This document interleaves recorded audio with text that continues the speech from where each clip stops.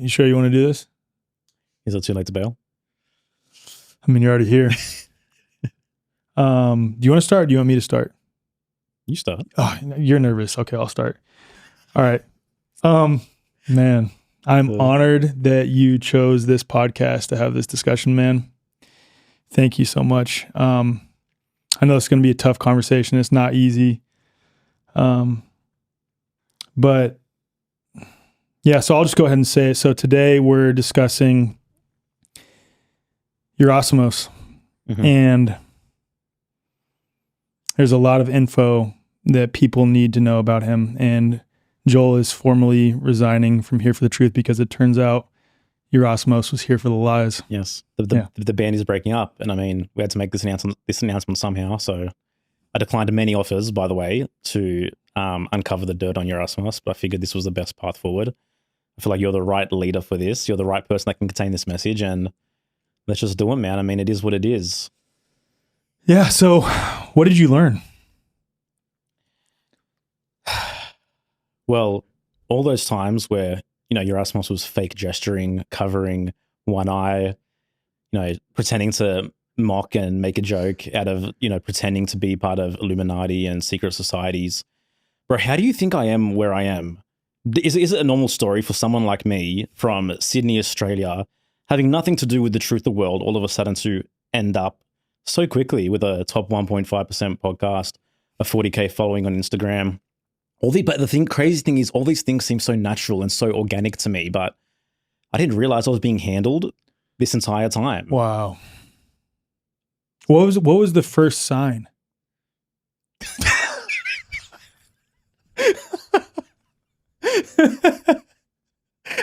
Dude, you're improv.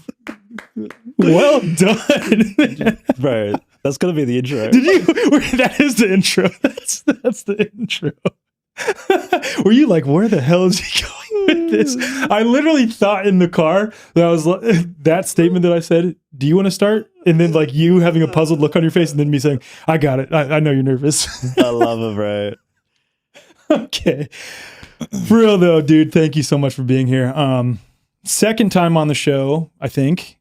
Once with Erasmus. Okay. Third time on the show. R.I.P. Erasmus. Yeah, R.I.P. Erasmus. I can't wait for him to hear that. And for those of you who are not familiar with Joel and Erasmus, they run another incredible podcast called Here for the Truth. They also have a membership, Friends of the Truth, and they also have another thing that we'll talk about later. It's sort of what I call a personal development journey, like a journey into understanding who you are and expressing that, you could say, right? It's a personal development journey, man. Yeah. Walking the authentic path, which Rise above the herd. Rise above the herd. Rise above the herd. We'll talk about that in a little bit. Oh, good. So the nature of this episode, Joel made a series of posts on social media that were incredibly appealing to me, discussing just parenting and like how he and his wife, Alyssa, balance things out. And I was like, you know what? He's another dad of 3 that does a lot of the same type of stuff that I do and is trying to figure all this stuff out, having transitioned from one set of perspectives on life to going down the rabbit hole and being here for the truth, so to speak, right?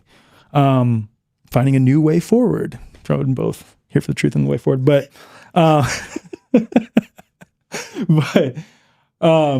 yeah, so when I saw that, I was like, man, it'd be really cool to just have a discussion with Joel on parenting, on approaches to parenting, on parenting styles, on how we balance out being an authority figure versus being a guide and all the things. So I think I just want to have you just briefly share a little bit about you to begin, and then your journey into parenting and your kids and everything.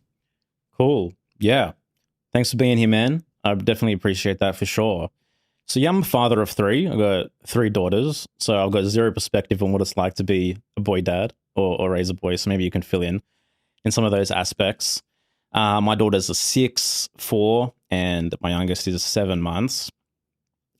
And it has been the most incredible, life-changing, transformative experience being a dad. As you know, like my life before being a dad honestly just feels like a different life. It feels kind of like a previous life.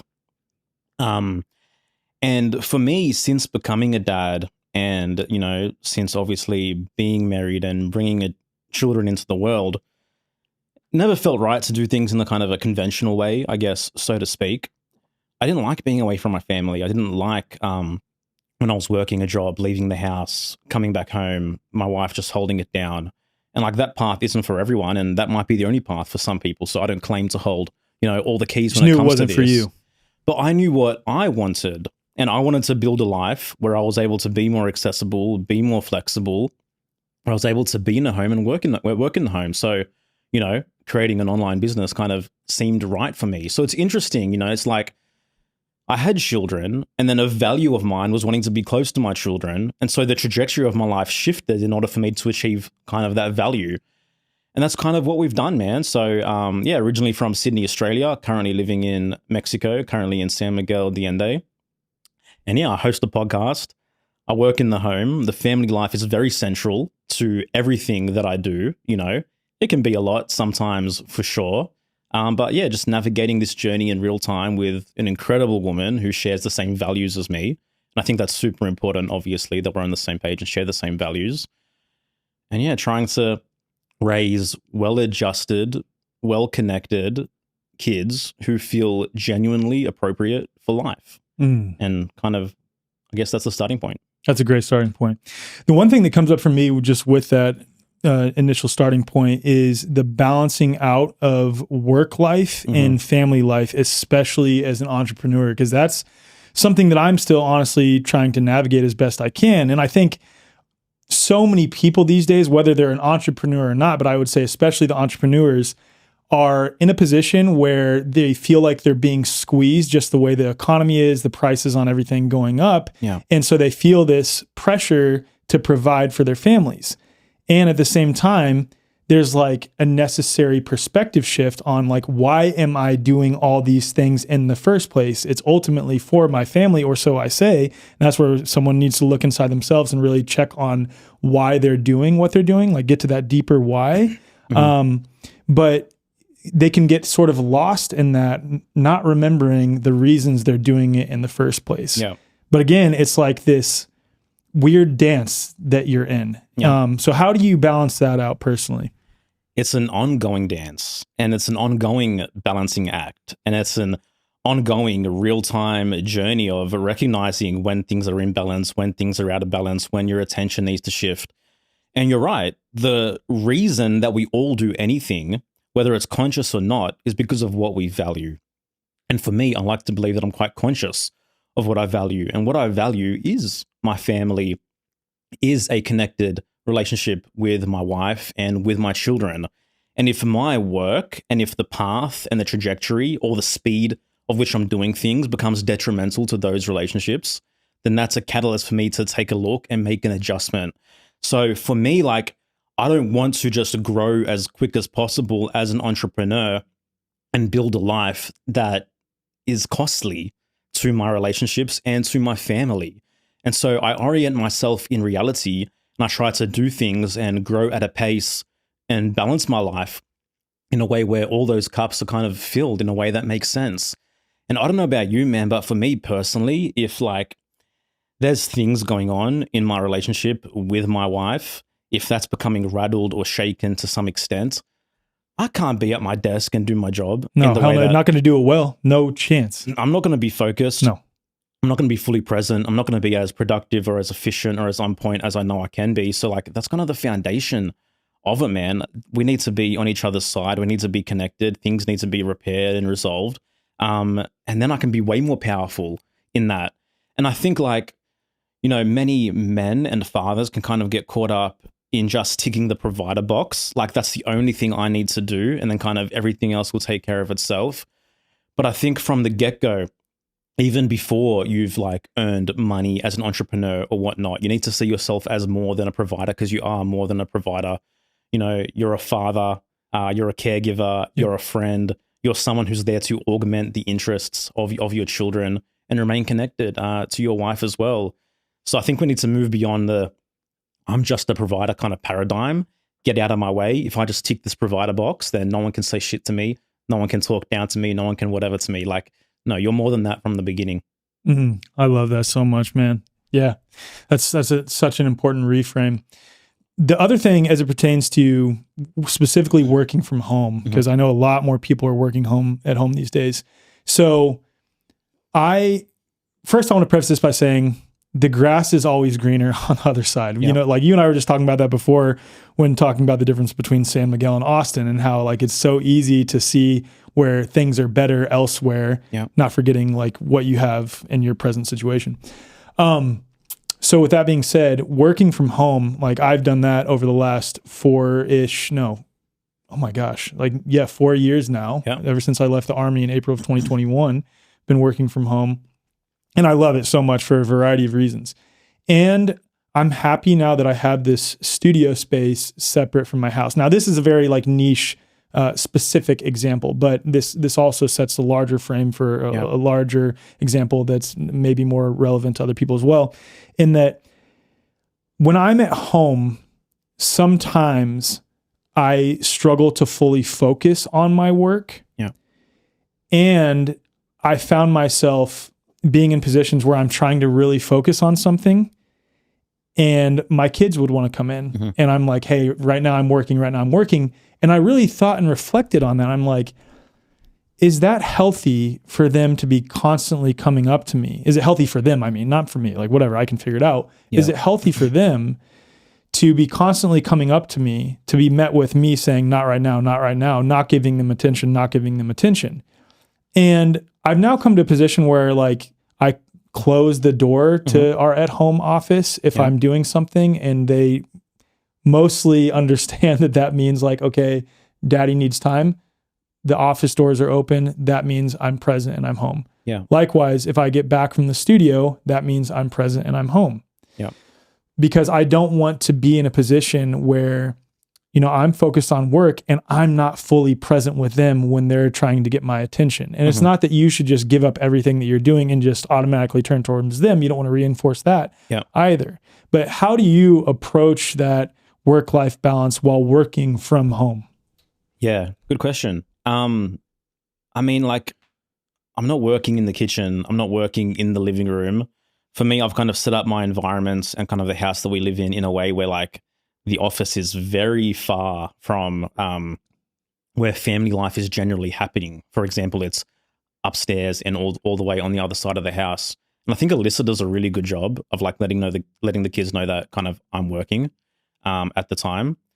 And yeah, it's for me, it's also about like, I think the beautiful thing is having the flexibility where like I'm not just locked away from 9 to 5. Yeah. If I'm doing a focused task, I can do a focused task and I can be like, let me check in on my family.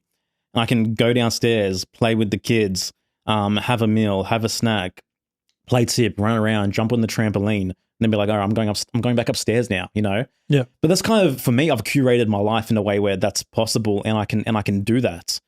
And I think it's different in terms of, you know, saying to the kids, like, I'm working, I'm building, I'm creating, I'm doing something, as opposed to not right now, I'm on my phone, not right now, I'm on my phone, I'm replying to this, I'm doing this. Like, you know, and so like all those activities for me can take place for me in my office when I'm by myself, when I've dedicated certain hours and moments and time to kind of attend to those things. And it's things simply about being as conscious as possible for when you're in the family space, you're in the space with kids, that you're there and you're with them. Yes. You know? I think so many people, and I know I've struggled with this before, where like I've said, not now, I'm doing something. I'm like, does this really need to be done right now? Yeah. No, it does not need to be done right now. Yeah. And I fail to take my own advice a lot. Yeah. I screw up a lot, like we all do. Dude, you know? we're human. Yeah. We're human. We're going to screw up. I think it's being aware of it and then amending behavior once you become aware of it, and like being in the pursuit of or oriented towards the right direction based on your values and principles, right? Yeah. So like, I think just a simple thing, and I see social media posts about this all the time, and it really is so simple nowadays, but like so commonplace that people don't do this. When you are with your kids and you are not actively working, put down your fucking phone. Yeah. Be with your kids. Yeah. Look them in the eyes. Dude, I had this experience the other day, and I don't want to go off on a huge tangent, but it was like pretty incredible. Long story short, had my birthday party like 3 weeks ago. A lot of people brought gifts for me. Thank you for the gifts. My buddy Kyle Kingsbury brought me a gift, and it said ceremonial cacao on this little chocolate bar, right? And like I have ceremonial cacao that I pour hot water over and I make a cacao drink, and it's ceremonial grade cacao. It literally says on the package, ceremonial grade cacao.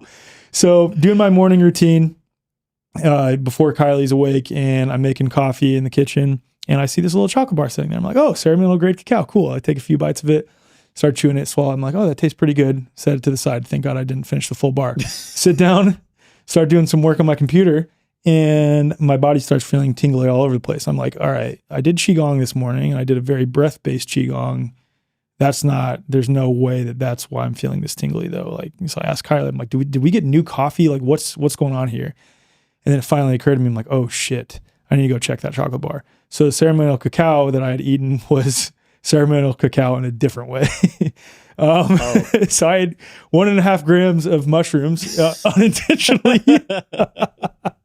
Literally unintentionally. But dude, it was actually incredible because it gave incredible insight into me how I, as an entrepreneur, have, as of late, been caught up in like, I need to provide for my family. Like we've built all this, we built this certain lifestyle for us, and I need to continue providing that, right? Yeah. And that perspective shift that I brought up before on like, what are you doing it for though? Mm-hmm. And I'm really good about being intentional with my kids, but then I also find that oftentimes when I'm with them, even I have the lingering like, oh, what do I need to do tomorrow? Who do I need to respond to? Like these thoughts that come up in the back of my head to where even if I'm not on my phone, I'm not fully present with them as I should be. And it's not all the time, but it is pretty often that happens. And for whatever reason, when I had this unintentional ceremonial cacao mushroom ceremony, if you want to call it that, for myself that day, it was actually an incredible perspective shift because I was just looking at my children and just seeing how beautiful they were and just staring at them, just sitting outside while they're riding their bikes, coming up to me and just looking at me, wanting me to validate what they're doing, wanting me to watch what they're doing, and like really, really engaging with them, looking in their eyes. Yeah. And that has sort of stuck with me after that unintentional medicine experience. But it's like, how many of us are stopping to do that with our children or with a partner multiple times in little moments throughout the day? Mm-hmm. Like, maybe we should just be high all the time. Yeah. We'd all be better dads. Yeah. But you know what I mean though? It's a great experience. It is. It's a great realization that you had, for sure. And it's like, it's not permanently realistic to kind of have that level of presence, right, and have that level of quietness in the background of our mind. And we're incredibly complex human beings. Yes.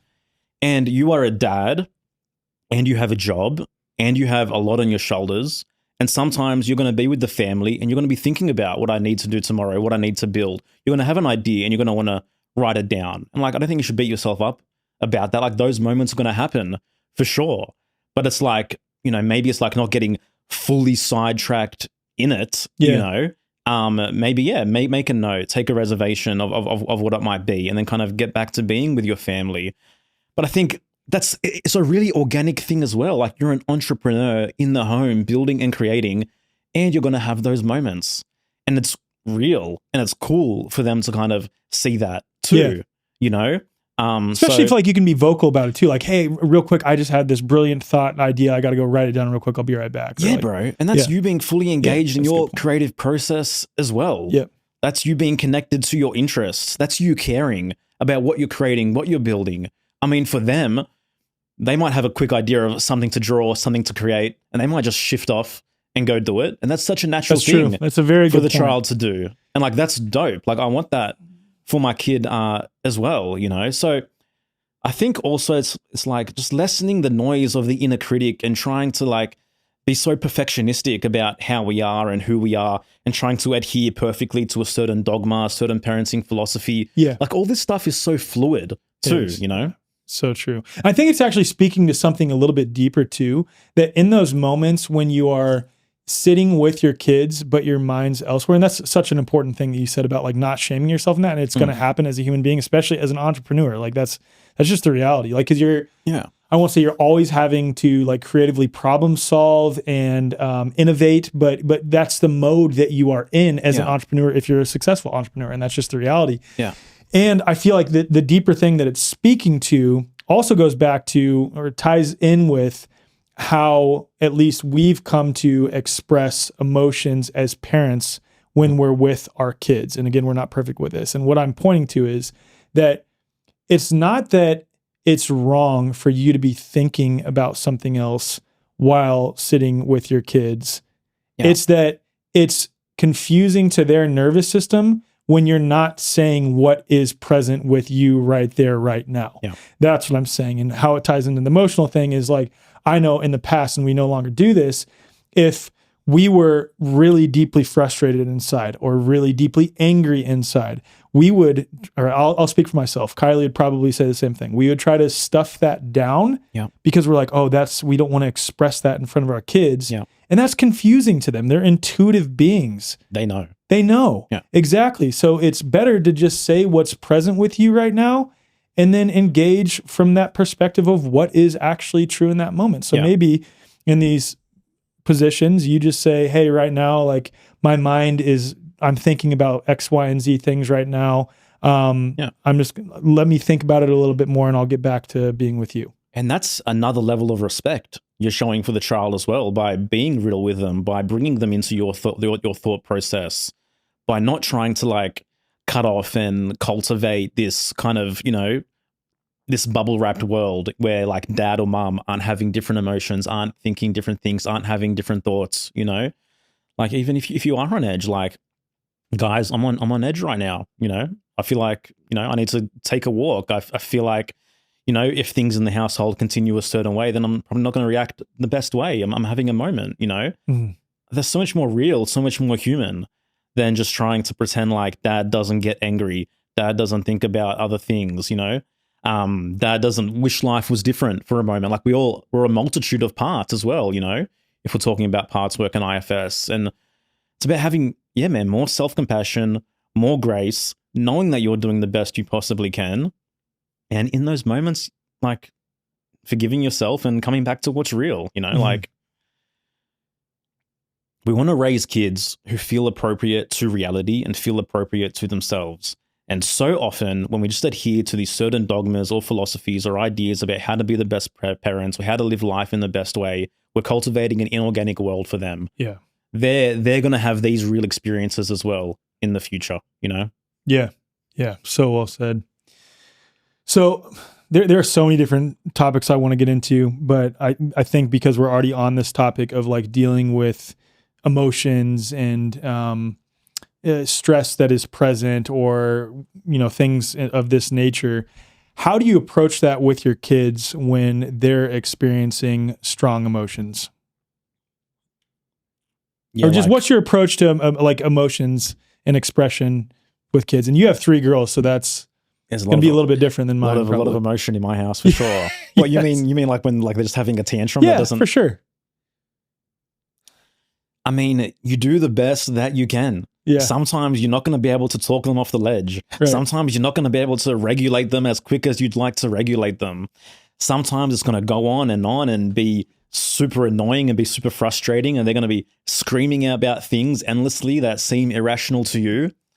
I mean, it is what it is. They're the child. They're at the state of consciousness that they're at. And like, you do your best to connect. You do your best to down-regulate. You do your best to try and understand. You do the best to hear. And sometimes that's not going to do shit. Yeah. And I mean, it is what it is. That's helpful to hear. That's the truth, man. I mean, obviously this is not going to be the same for all little girls, but yeah. My daughter is so feisty and fiery and strong-willed. Yeah, dude. Like so feisty, fiery, and strong-willed that her emotional outbursts tend to be like very, very big outbursts that sort of engulf our whole house, if you will. I've got one like that. Yeah. And what we found is that if we try to push her into any certain behavior patterns associated with that, it's just going to inflame the situation and make it worse. Yeah. The thing that we found has worked is that we hold up 4 candles on our fingers and put them in front of her and say, hey, let's blow out the candles and help her sort of down regulate once she's at the tail end. And it Yeah. requires intuition on the part of the parent. Cause like man. there's going to be times where we try to do that and she just screams even more cause she's still needing to get out whatever screaming needs to come out. Yep. But when we kind of intuit that, okay, she's at the tail end and she's struggling to regulate her emotions now, let's help her just blow out the candles. And then she blows out the candles and then she's totally fine. And it's what's so amazing about kids though, even though the strong emotions can be so freaking annoying. And like, I want to say that they can be so annoying and irrational, just like you're saying, is that after they experience that emotion fully, they're right back to doing like they're happy, joyful. They've completely forgotten about it. And I think like it speaks to a problem with adults rather than problems with kids, is that we were those young kids at one point who were experiencing emotions that may have been irrational, but we were experiencing real emotions, right? Yeah, that's right. And we were shut down in a variety of ways. Yeah. And so now we're adults who struggle to express emotion openly, authentically, so it gets pushed down in our bodies, and then we become fractured in ways, and it sometimes comes out as literal physical illnesses. So it's more about us having to regulate ourselves when they are experiencing emotional outbursts.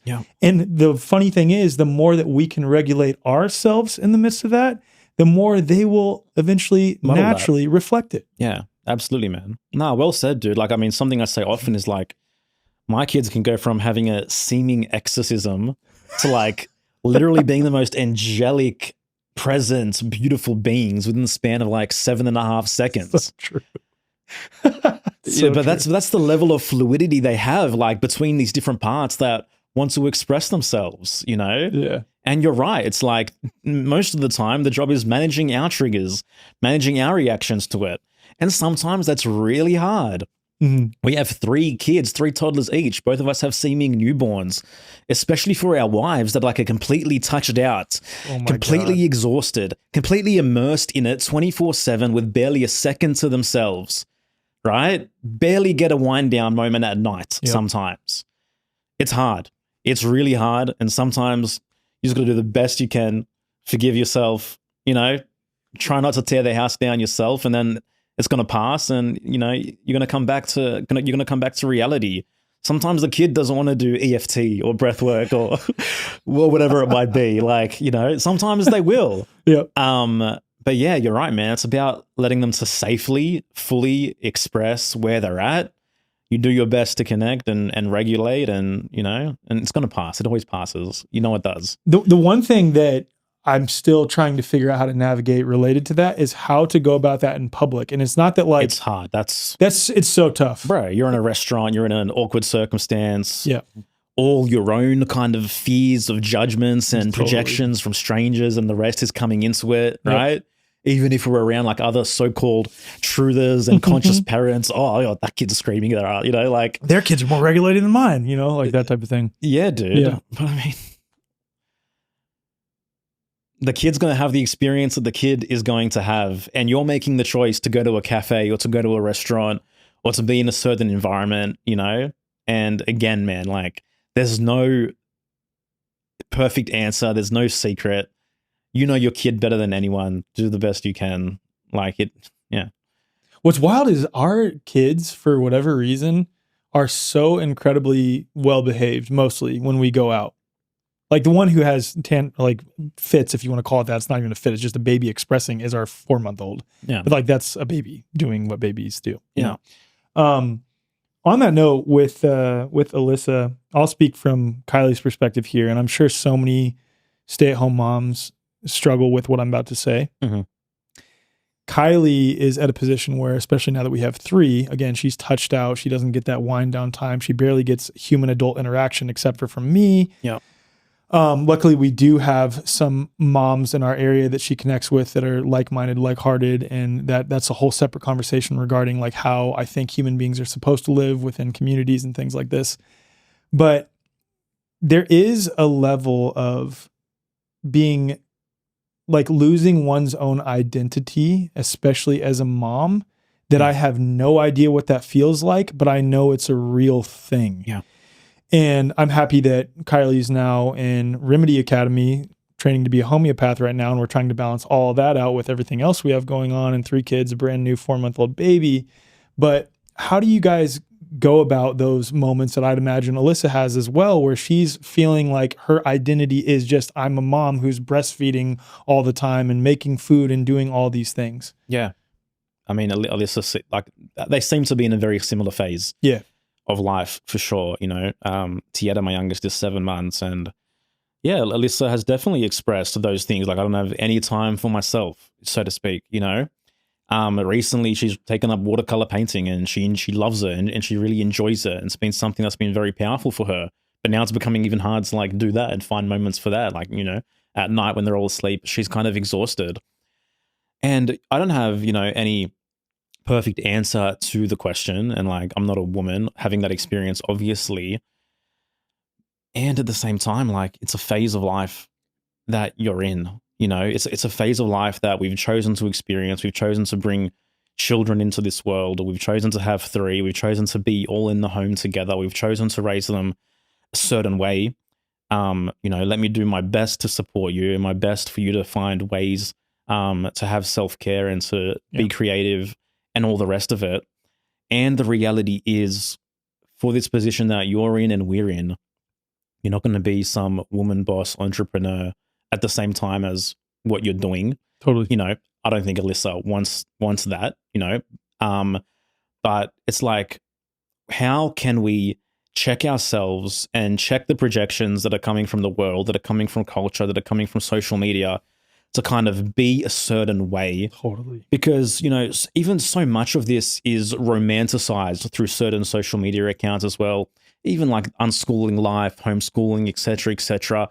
It's not the perfect dream by any means whatsoever. It's not just frolicking in a garden and having picnics, and, you know, we have moments of that, and they're beautiful, powerful, and that's moments. what's shared on social media by everyone else. But I mean, that's not 24/7. Like, if we saw the low lights, no one would want to walk this path, right? You know.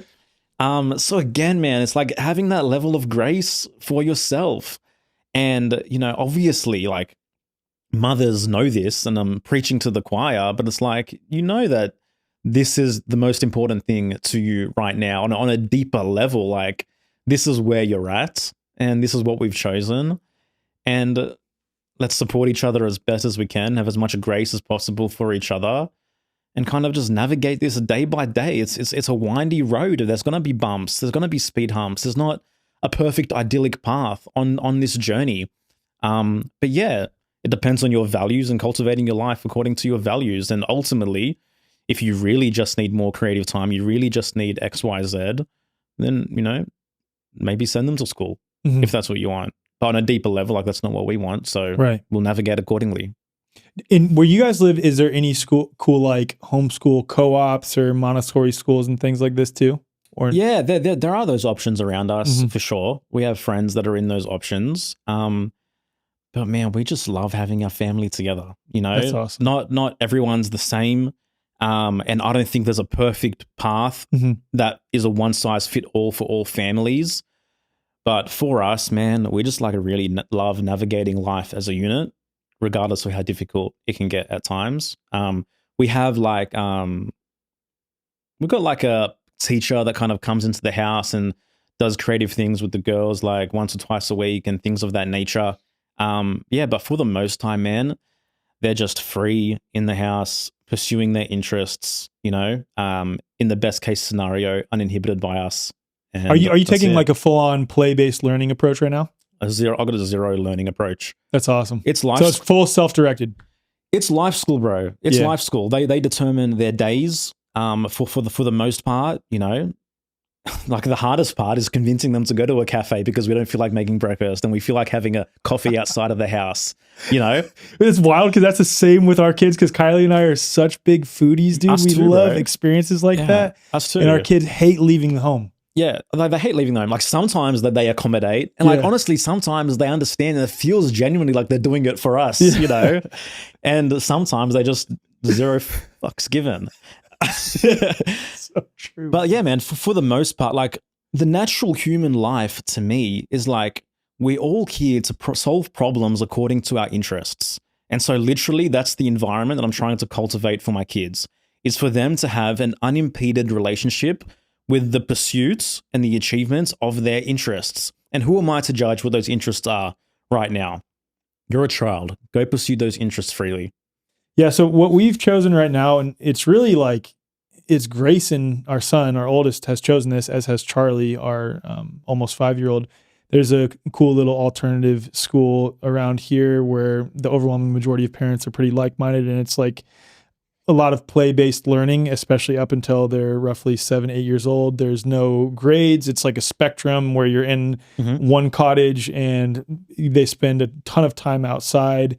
There's no pressure to learn certain things. It's learn at your own pace. It's pretty cool. Yeah. And that's what we've chosen. And I think everyone has to just come to whatever's best for their family ultimately at the end of the day. But this speaks to a larger thing on like being an authority figure versus being a guide, and the sort of spectrum in between that.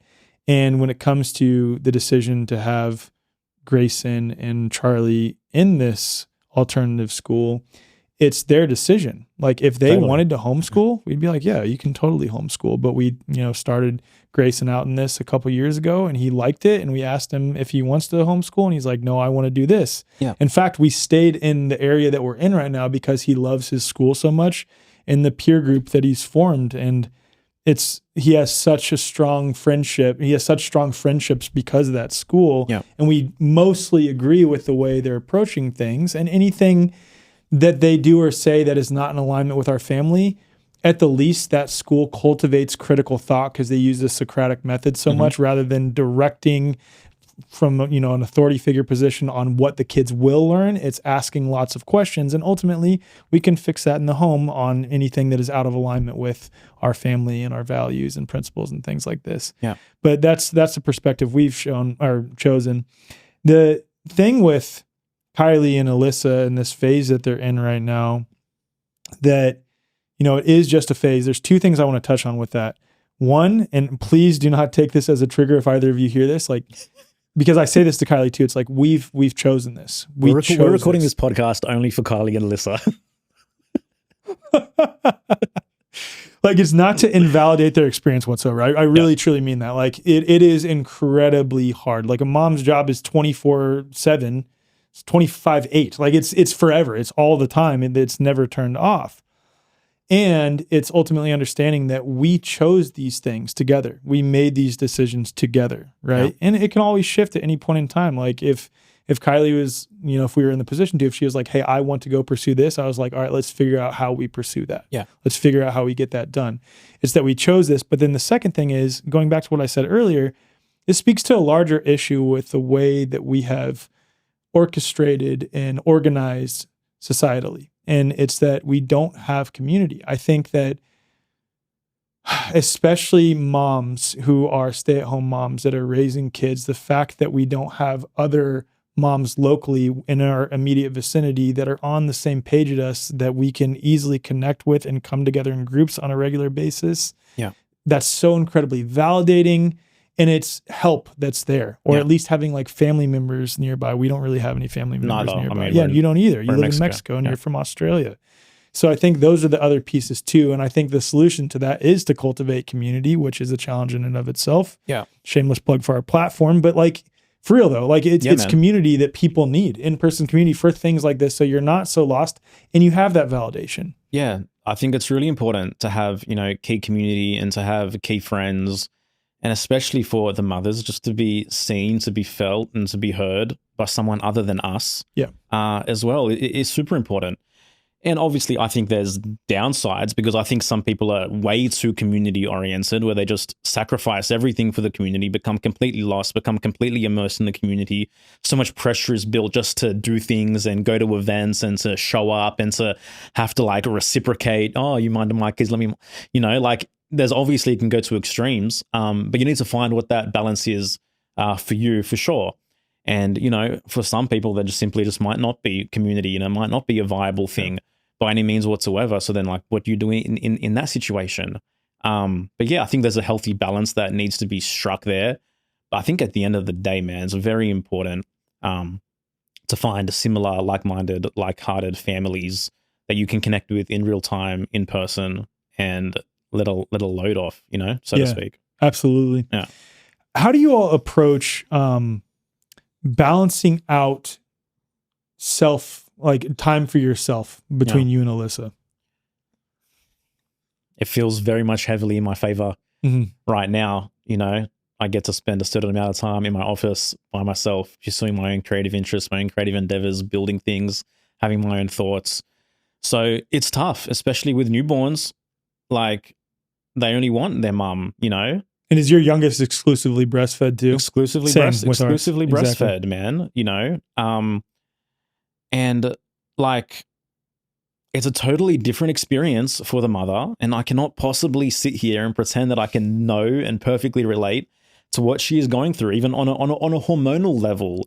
But the way that she is able to connect to a baby based on, physiology and biology and hormones and the production of oxytocin and all these things is a completely different experience to what I'm having altogether. So, I mean, you do the best you can. I think it's very important that both partners are able to clearly express their needs, clearly express, very outrightly when they need time, when they need space. And it's about being able to meet each other and cultivate and curate that together, and being able to step up when you need to in certain ways if certain things are being let go of or let down. But I think if communication is clear, if you know where each other are at, if you're able to appreciate and express gratitude for the unique roles that each of you have as a father and mother, then you're able to cater to that. And I think that's the key there. And I don't do it perfectly all the time by any means necessary.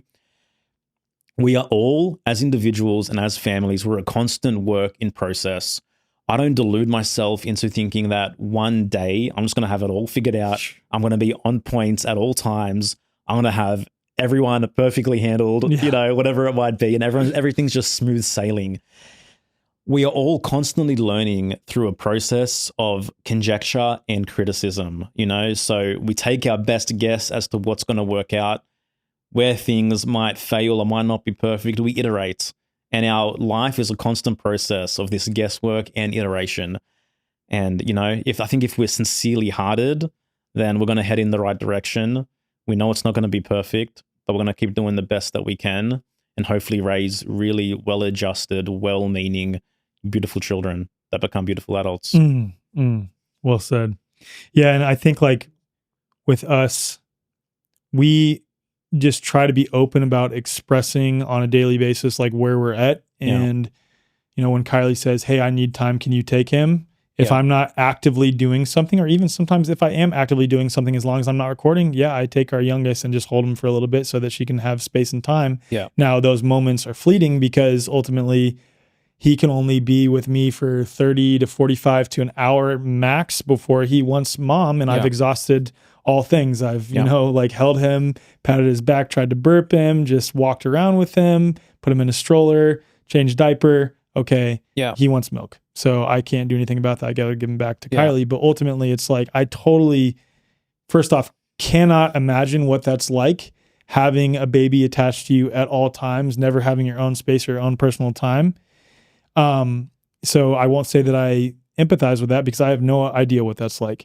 But I can imagine it's incredibly hard. So with kids, I think that I'll speak to the fathers here, just doing our best to, when we're home, offer to be that support for the wife, offer to take the kids. Because oftentimes too, I know with Kylie, she doesn't even know what she needs. She just feels so overwhelmed by so many people. So just offering to take the baby, if you have a newborn baby, from her so that she can have time to do whatever she wants. I think that goes a long way. Yeah, 100%, man. Perfectly said.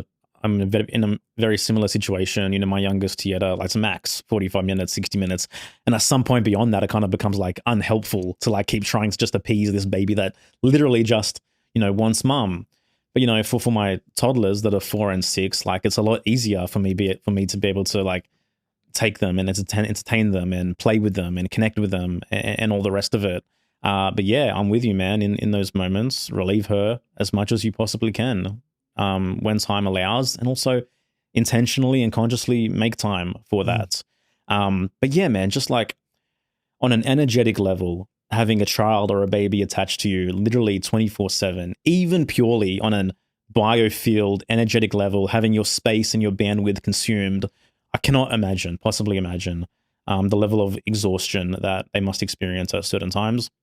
And I see it, there's no hiding it. No. It's very clear. It's very obvious. Yep. And, there's many views on this word sacrifice. I don't really like the word sacrifice personally. I think that ultimately, we all do things. I think we use the word sacrifice sometimes to kind of like maybe self-flagellate a little bit, or whatever it might be. But really, what are your values? What are your genuine, rational, selfish interests? And for me, I don't see myself as sacrificing for my children. It is my selfish interest to be a connected, healthy father raising well-adjusted children. So I'm a selfish father. I'm a selfish parent. When I'm giving time to them, it's not to a detriment of anything else. It's because I genuinely want to. It's because it's my real desire. And I think on a deeper level, and even on an obvious level, that's obviously the case for mothers as well. They want to raise well-adjusted babies. They want to be connected to their kids. They want to exclusively breastfeed them. They want to be with them at all times. And, that's not at the exclusivity of me feeling exhausted, me feeling that like it's all connected, it's all together. You're going to go through that. You're going to experience all of that. But like I mentioned, we all act according to our values, whether that's conscious or not. And I think for our wives, like their values are very clear and they persevere in the name of those values. Yeah, I completely agree with that. Wow, like what an incredible just internal reframe of just admitting that no, like I have these values on a selfish basis, and that's okay. I do these things on a selfish basis. I think that's such an important reframe because I totally see what you mean by like the self-flagellation, where it's like sort of like almost like a woe is me position, like, oh, look at what all I'm sacrificing for the sake of my kids. Yeah. And then like look at that energy that you are then coming into the interaction with your kids on a day-to-day basis with, rather than like, no, I am choosing this deliberately because I really want to for my own selfish interests. Yeah, man. And I mean, I don't know about you, but like in my culture, in the Arabic Middle Eastern culture, it's like, I put a roof over your head, like you only exist because of me, like all these sayings that are just projected upon us. And I think, that's the incredible downside of the altruist mentality where, we feel like that's kind of the role. But for me, it's like, no, I'm the captain of my destiny. I'm the director of my ship. Like I choose where we're going. I'm steering. I'm at the helm. Mm-hmm. And it's like, these are my choices. These are my wants. These are my values. In no circumstance do I choose to adopt a victim consciousness where it's like, I'm just here to sacrifice for everyone else around me. It's like, no, these quote unquote burdens actually are responsibilities that are sacred gifts that I alone have been given the responsibility to meet and to fulfill. And I am up to that challenge. I am up to that task, regardless of how dark the night might seem, regardless of how heavy that load may be at times. This is mine. Thank you. Mm-hmm. Man. Okay, I want to get into some other topics now too. Okay, this is a big one. Oh man, this is a big one. Especially being that you and I both work a lot on screens. How do you deal with screen time as a parent? Screen time for me or screen time for the kids? Both. Okay. Firstly, they're related. They're very related. They're inextricably linked, actually. This is a very triggering topic for so many people. For sure. Okay. So I think it's incredibly reductionist to even call it screen time. When I'm reading a book, I'm not calling it paper time. When I'm, doing whatever it might be, I'm not calling it barbecue time or this time. Like, we don't really label and reduce any other human time or human experience except for like screen time. So I think it's all human time spent in a certain way. Obviously, we know from personal experience that too much time being immersed in the screen can lead to dysregulation, can lead us to us feeling out of sorts, out of whack, out of balance, etc. And we learn this through the process of having that experience, through being on the screens, through doing our work, from feeling burnt out, from recognizing we need a break. So for me, it's really important that the child has that personal process of building reason as well. You know, I am much more inclined to offer freedom and solve problems as they arise, as compared to pre-mitigating problems by setting rigid boundaries and never giving them the chance to have the human experience of feeling dysregulated, of feeling like there's been too much blue light, feeling out of sorts, and then making an adjustment.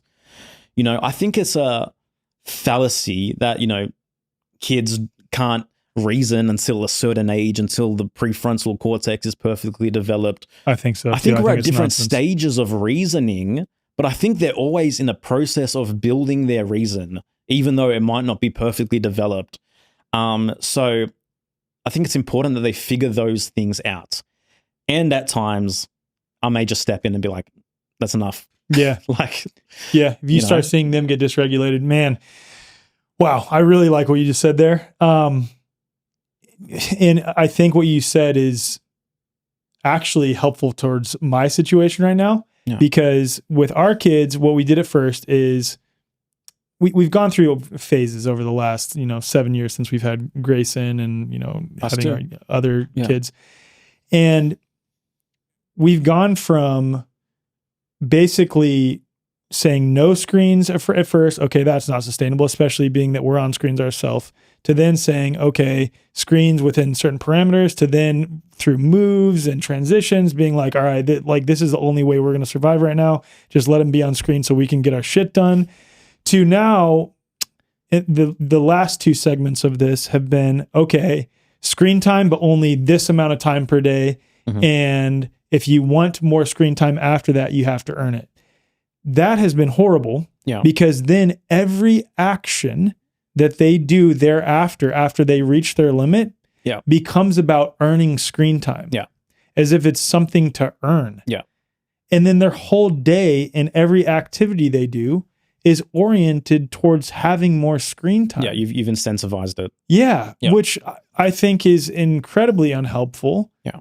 And now their whole lives are oriented around it, even when they're not on it. That's all they think about because we've created such a rigid restriction about it. So then we move to, and I think this is better, and I got this from one of our mutual friends who's very knowledgeable on parenting, and this goes into, and I want to talk about this next, the authoritarian versus, or authority figure versus the guide and the spectrum in between. Mm-hmm. Sat down with our oldest, mm-hmm. and we see a clear difference with him when he has been on screens too much. Like his ability to regulate is severely diminished. We just see a lot of stuff happening in his nervous system, let's say. And we've sat down with him now and we said, okay, what do you think is a reasonable amount of time to be on screens per day? Yeah.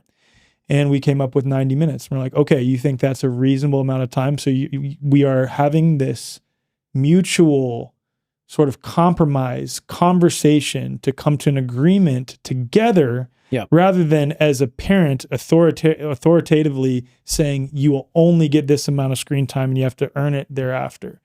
Having that conversation with him where he's involved in the process of determining what spectrum is enough for him has been so helpful. Nice. And even then, there's still an element of, okay, after 90 minutes, now I'm oriented towards wanting to earn more screen time. Yeah. So I'm less inclined towards having time restraints or having specific boundaries. I'm more inclined to being very observant and radically engaging in moments where I feel like it's too much and offering alternatives, and offering them to self-reflect as well. Like, do we need to get some fresh air? Do we need to move around? Do you guys want to come outside and ride your bikes, ride your scooters? Do you want to jump on the trampoline with me? And like most of the time when they've kind of had enough, they're going to jump at those opportunities and jump at those alternatives is what I've personally found. And I think the other thing is that, like I mentioned, screen time can become so reductionistic in the parent's mind that we forget at the incredible learning experience that a child is having through the interaction as well, as opposed to just seeing it as a screen. Even something as mundane as watching a TV show, watching a series, whatever the kid might be interested in. Like, they're having to formulate plots. They're having to learn and understand about characters' intentions. There's so many processes and learning adaptations happening within that as well, you know? So it is another avenue of the child's interests. And yeah, it appears to be a very addictive interest. It seems to be at times quite a problematic interest. And at the same time, you and I have built entire careers and businesses through a screen, through a relationship with the technology, through having the space and the creative freedom to learn what we're interested in and to understand different apps, different websites, different production capacities. I learned how to produce music and etc., all through my relationship with this. And so in the long run, what is more costly? Is it more costly for the child to have an antagonistic relationship with the screen and with their interest and start developing this inner critic that is self-beating them when they've had too much time on it, right? Or is it more costly to kind of just work through this reality that technology isn't ever-present reality? It is an intricate part of the future, and cultivating the healthiest relationship possible with that, where the child isn't at war with their own interests and with their own authentic desires. So well said, man. Man. Do you have those sort of open conversations like that with your kids too when it comes to things like this? Yeah. I think those go such a long way, man. They really do. Bro, like for me, people kind of don't like this general philosophy of like having an even-keeled relationship with the child and removing the kind of hierarchy from it. But like ultimately the goal is to raise an autonomous human being that can step out into the world and feel appropriate for life and not feel withdrawn from reality as quick as possible. So I think as soon as you can kind of engage a child on your level, and as many opportunities as there are to engage the child on your level, I think we should take advantage of that. I think absolutely we should be engaging them in our own processes and in reality and in real life as quick as possible. And I think having them in the home and having them in alternative schools is a step forward compared to like, because I mean, to me, the regular schooling is completely anti-human, completely anti-life, completely detached from reality. I think they go through that entire process. They have so much freedom restricted and inhibited from them. Then they graduate and it's like, oh, okay, go be a real human now. Go make your own decisions now. Right. Go have freedom now. Like, no, I think you should experience as much freedom as possible now so that you don't need to have this phase of moving from, you know, being this controlled kind of human being to all of a sudden having autonomy, having freedom, and having all these expectations on you to go meet and to go provide for yourself and to go have healthy relationships and to go, you're going to have unlimited video game access, unlimited Netflix access at one point in your life, right? Why not work with the child now at this point in time regarding that, as opposed to having super strict, super controlled circumstances and then being like, okay, now you're free. Go figure it out. Right. It doesn't make sense to me. Makes no sense. Most healthcare today operates on an outdated mechanistic model, treating the body like a battlefield rather than a self-healing system. You wait months for an appointment only to receive a rush diagnosis that labels you rather than truly understanding your unique health. Even in holistic health, many practitioners rely on endless lab tests and supplement protocols, addressing symptoms instead of the root cause. And the result? Another prescription or supplement regimen that merely suppresses or masks symptoms rather than facilitating true healing, whether the imbalance was physical, emotional, energetic, or a mix of all three. And that's why Dr. Tom Cowan co-founded the New Biology Clinic, to offer something radically different. As one of the most respected natural health doctors in the world, Dr. Cowan has spent decades challenging conventional medicine and advancing a deeper understanding of human biology, water, and natural health. His work isn't just about rejecting the mainstream, it's about offering a more truthful, biologically coherent approach for healing. The New Biology Clinic recognizes that health isn't about fighting disease, it's about restoring balance. You're not a diagnosis, you're an individual with a unique story, and healing should honor that. With virtual consultations available worldwide, the clinic offers a flat-rate monthly membership that gives you direct access to practitioners who take the time to actually listen. Members also get exclusive health live streams, a resource library, and live sessions covering everything from biofield tuning and breath work to movement and meditation, all designed to support whole body healing. And if you're not ready for a membership, you can book a one-time appointment, sign up for an enrichment-only membership for the healing modalities alone, or schedule a free connection session with one of the care team members to see how the New Biology Clinic can help in your specific situation. This isn't about keeping you dependent on doctors. It's about making you sovereign over your health. Head to newbiologyclinic.com and use code THEWAYFORWARD, and that's spelled The Way, FORWARD, for $50 off account activation, or just head to the show notes for more info. If you're a member of The Way Forward, email hello@thewayforward.com for $150 off. Your body already knows how to heal, and New Biology Clinic helps you remember. There's a recent poll that I put out on all my social media channels, and 95% of people responded that they're struggling to find their health and freedom community in person. And don't get me wrong, these platforms, these devices that you're listening to or watching this podcast on right now are great for helping to disseminate information, helping us, find like-minded people to validate us, but they are not a replacement for real in-person community. At the core of our new community platform is a powerful, easy-to-use map helping you to instantly connect with like-hearted, like-minded community, including men and women, farms, schools, practitioners of all types, and other businesses near you. The platform also includes groups, social functions, messaging, and Platinum members also get access to our content library with footage from all of our in-person and virtual events like Confluence and the end of COVID, as well as breathwork sessions, Qigong sessions, member Q&As, and also member community calls. So if you'd like to support this podcast and support our mission of helping people to connect hyper-locally in person, and also obviously support yourself in the process, go to the show notes or just go to thewayforward.com/join. And again, the way forward is spelled the way, FWRD.com/join to become a member today. Help us build the way forward for mankind. On the screen time piece, before you move on to something else, one thing to think about too, and you sort of already alluded to it, but I just want to speak to it more directly. It's like screen time is such a broad catch-all term. It's like, okay, what is the nature of the screen time? Are they actively learning something? Are they engaging in creativity? Like there's so many things that go into that term screen time and so much context that is necessary. Like if they're just mindlessly doing stuff, sometimes we mindlessly do shit.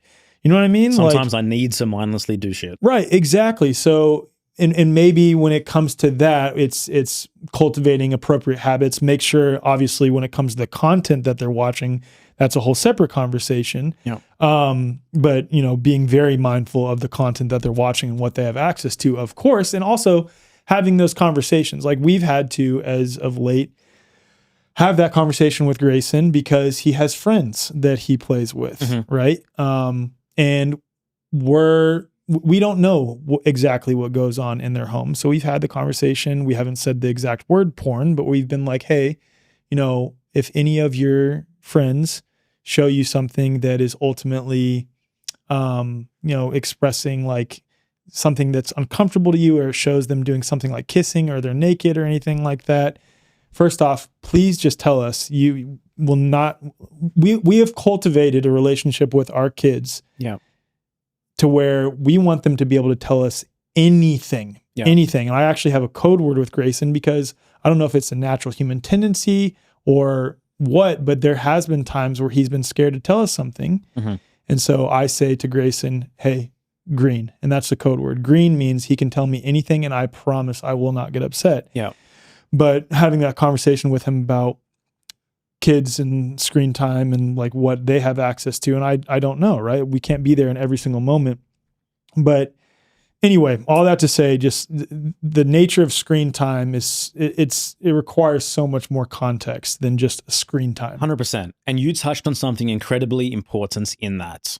And it's so important to all of us that our kids are wanting and willing to turn towards us in those precarious moments, in those moments where, something taboo or something off-putting or something potentially traumatic or damaging might be happening.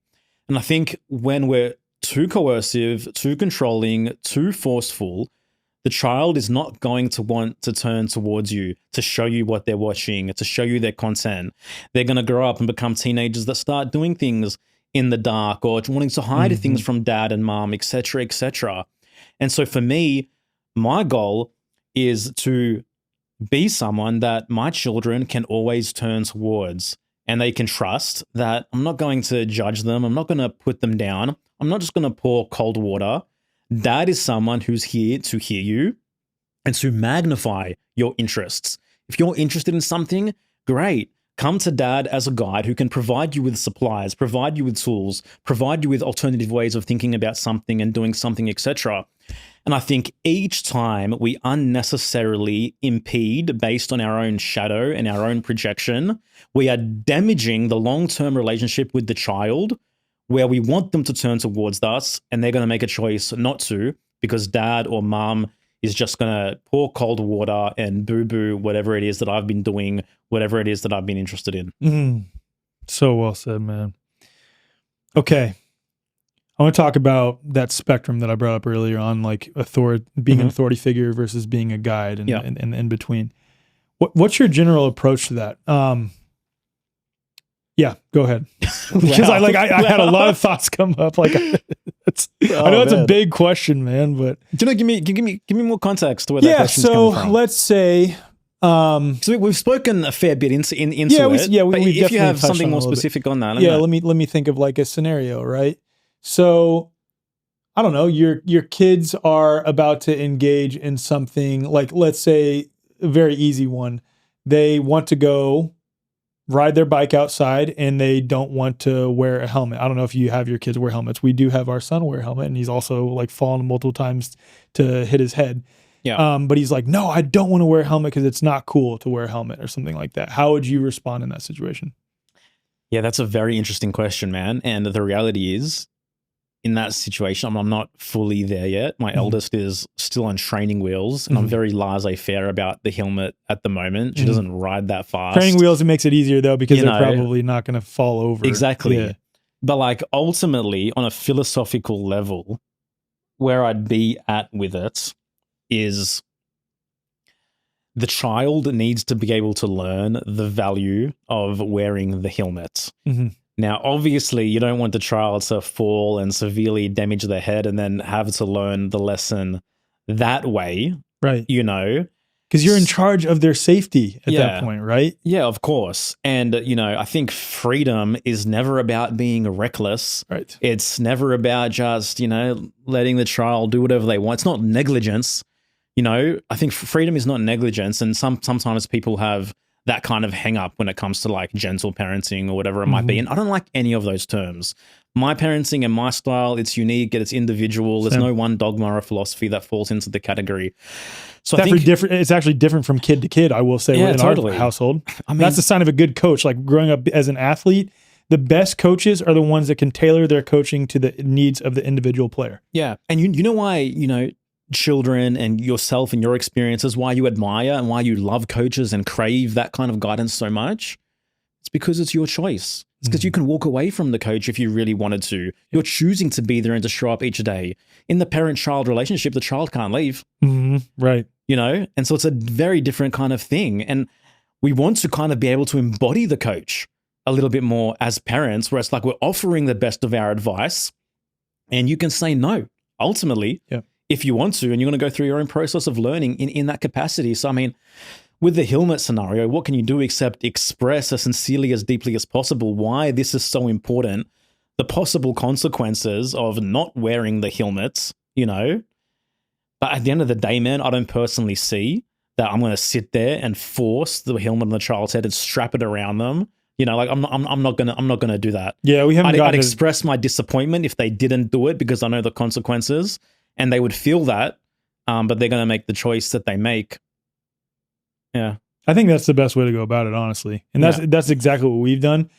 We explained the value of wearing a helmet. We saw that all of his friends weren't wearing helmets, and I told him a story of a family that we know whose son was a professional skier, like sick backcountry skier, who wasn't wearing a helmet one day, just out on an easy joyride and caught an edge, hit a tree, died. Yeah. And like, of course, that's an extreme scenario and you don't want to instill fear, but it's like, hey, these are the real world consequences related to that possibility.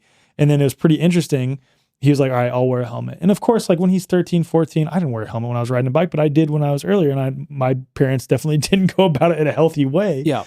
But I think he has come to understand the value in that because he's, just learned to not use training wheels within the last year. And he's already fallen several times. And he actually came inside the other day and was like, Dad, I fell on this curb and I fell backwards and hit my head. And I think if I wasn't wearing my helmet, I think I would have died. I don't think he would have died, but he doesn't know what else to say. But the point is, like, we helped him understand the value. And that's a larger point when it comes to parenting, is the whole because I said so thing. That's not a thing in our house. That is never, ever, ever, ever a thing in our house.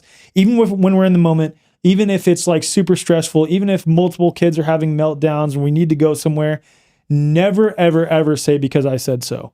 Bro, ever. I'll if I fall into that, I get called out on it by my 4-year-old. That's amazing. She goes, but because isn't a reason. I'm like, that's so you're awesome. Right. You're right. You're right. It's not. That's amazing. And back on the helmet thing, if you personally as a parent felt so dire about it, then maybe it's fair enough to be like, then you're not riding the bike without the helmet, because like, I'm not going to put like a super sharp knife in my kid's hand if they really wanted to hold a knife. It's like, no. Right. Like there's certain situations where you need to hold the line, where authoritarianism is absolutely necessary, and boundaries are a real thing, and they're going to experience boundaries in the real world. So again, man, it's about finding that balance, and it's a case by case basis depending on the circumstance. Totally.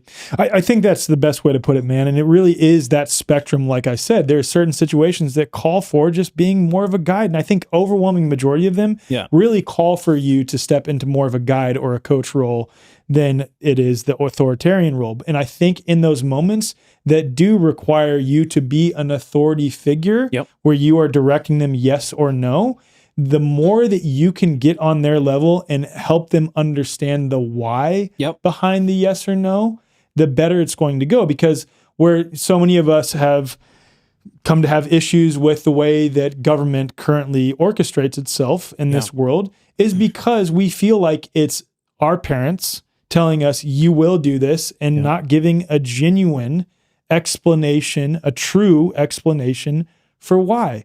So in those moments, if we can give a genuine, true explanation for why, I think they'll receive it much better. And the likelihood that they'll be like, all right, that makes a lot of sense is much higher. I think the why is the most sacred thing, because anytime that you remove the why, you're removing the process of reason building, which is the specific human capacity.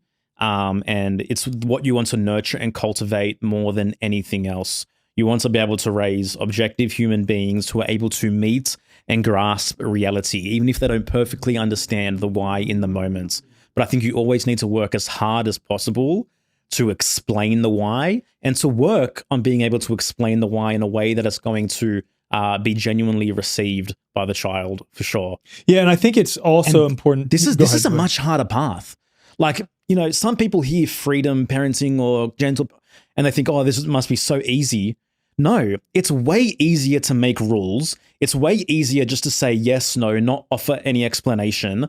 It's way easier just to constantly be intervening, interpeding, and trying to create this, unnatural world than it is to be genuinely engaged on their level, moment to moment, day to day, and be in a process of reason building with them.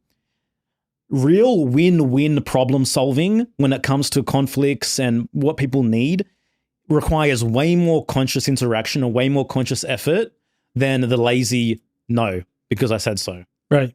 100%. Yeah. You have to be a much more engaged, intentional parent. Yeah. And so many people, this is a separate conversation too, like give lip service to freedom, lip service to self-ownership, but this is a fundamental piece of that. Like actually creating and instilling that in your children and acting on that yourself on a day-to-day basis. And of course, we're not going to be perfect. Like, have I had moments where I'm really pissed off and we're in a rush and I say because I said so? Honestly, not recently, but in the past, absolutely yes. Like that is one of the big ones with me. Just that because I said so is because it was so triggering to me when I was younger. Sometimes it's just get in the car. Just We're going. Just get in the car. Well, sometimes it's like I'm literally strapping my daughter in the car seat and I'm explaining to her, hey, we are going somewhere. And she's definitely not doing it by her own free will at that point. Yeah. But the point is, like, I always, in those moments where I'm taking on the role of an authority figure, do my best to fully explain the why behind it, you know? Yep. How do y'all deal with conflict resolution between your kids? Right. Right. Yeah, man. I mean, sibling conflict is definitely, I think, it's probably the trickiest aspect. It is the of trickiest, man. Yeah. To navigate. Do your two oldest trigger the shit out of each other? Constantly, bro. But then they're like best friends right afterwards too, right? Exactly. Yeah. I mean, it's wild It is how much perceived antagonism and, you know, anger that they can have towards each other and then like just come back together so seamlessly and so harmoniously as if nothing happened. And me or Alyssa is looking at each other like, what the fuck is going on? What the fuck just happened? You know, like a level of seeming hatred can exist. Then all of a sudden they're like just malicious hatred sometimes too. Then all of a sudden they're just playing so friendly, talking so sweetly to each other. Like a few moments, like literally the SpongeBob SquarePants. A few moments later, you know, like it's wild, man. You know, for me, like I'm pretty clear on you're not hitting each other. Yeah. You know, they still do it though sometimes. They still do it sometimes. Yeah, same, they still do it. They still do it. Yeah. But like when I can and when I see it, like I'm getting in the middle, and it's like there has to be another way. Yeah. To kind of go about this, and like you don't obviously at the same time like there's incredible value in like rough play and like tackling and in rest. So you don't want to create this paradigm where it's like all physical, you know, aggression or whatever is taboo. You don't want to create that aspect either. But yeah, if there's kind of really malicious violence going on, that's coming. Like I try to get in the middle and separate the. I don't want them physically hurting each other. Do you talk to them about the why? Obviously, I'm assuming you do. Yeah, of course. Yeah. And I really try to iterate through them that, like, you know, the most important thing, like as a human being, is to respect another person's autonomy. Yeah, you know. And, you know, when we breach those boundaries, even on a physical level, like that's not going to help us in the future, guys. Like, you know, you're not just going to go around slapping, biting, pinching people, you know, down the road, etc. Even though it feels right to do it to your sister, you know, right now. And this is primarily with your oldest, I'd assume, right? It's between the oldest two. They're the ones that get in each other's way, and they're the ones that are most on the same level. Like they're in terms of the same. Explaining that it's not that your 4-year-old can't receive it as well, because I'm sure they can, but it's like and that's part of the struggle. Yeah, is that Valley, my eldest, feels like obviously she can receive it a lot more. That's what I'm saying, and she's able to take more credence as to what I'm saying, where it's kind of still going over my 4-year-old's kind of head a little bit, you know. Yeah, and so it's like you're working with the different levels of consciousness that are existing at the same time as well. And you're trying to explain to your eldest that your 4-year-old is still, that her sister is still learning and going through a process and isn't at the same level that she's at, et cetera, et cetera. And that this is just real life, man. How many siblings do you have? One. Are you the oldest? I'm the youngest. You're the youngest. But me and my brother aren't that far apart. I think he's like 18 months older than me. Okay. Yeah. Yeah. Yeah. Because it's a thing where the oldest, I mean, there's even been studies on this, supposedly. I haven't looked into the studies myself, but supposedly there's studies on the oldest, like, feels a tremendous amount of pressure. Yeah. And I could see where that makes sense. And, like, I could see the tendency even in our home to, like, if Grayson and Charlie, my two oldest, get into a fight again, he's almost 8, she'll be 5 in February, where I turn to him and am trying to explain to him the deeper why, more so than I am Charlie. And I think that can be a little bit of an issue because it sort of creates a complex where there's more pressure to perform and to self-regulate, et cetera, et cetera. And it builds resentments. Like, I'm the one that has to deal with it. I'm the one that has to solve it. Right. You know, they're putting all this burden and pressure on me to have to navigate this. And so I try to mitigate that as much as possible, for sure. But I can, of course, man, this is a very common, I think, firstborn kind of issue where they feel the weight of the world a little bit more. They feel the weight of the parents' expectations a little bit more. Yep. And usually they're most susceptible to parentification as well. You know, parentification, basically the idea that you're bringing the child up to a level and you're kind of burdening them with your personal problems at an age that is not appropriate and they are way too young for. And so they're carrying, you know, you're basically offloading your shit onto them way too soon. Projecting it onto them. Absolutely. Yeah. Yeah. Absolutely. So I think it's always important that regardless of the age difference to still, you know, recognize that a 6-year-old is a 6-year-old and 7-year-old, 8-year-old is an 8-year-old, and kind of taking the load off them and not putting all the pressure on them, you know. And again, man, like life happens in phases. The 4-year-old isn't going to be 4 forever. Eventually she is going to understand. Eventually she is going to learn.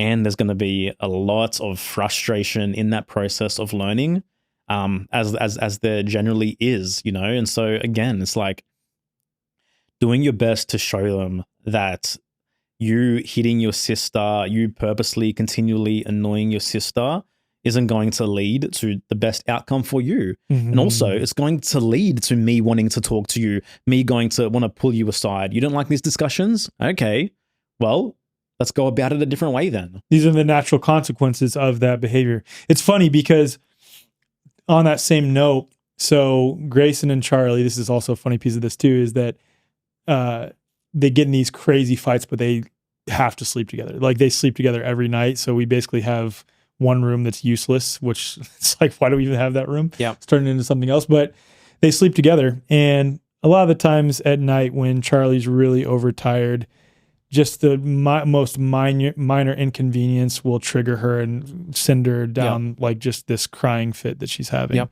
And Grayson will get pretty frustrated because her crying is exacerbated by anyone saying anything to her. So if we say, because it's sort of like an attention thing, and that's okay. She's only 4.5, right?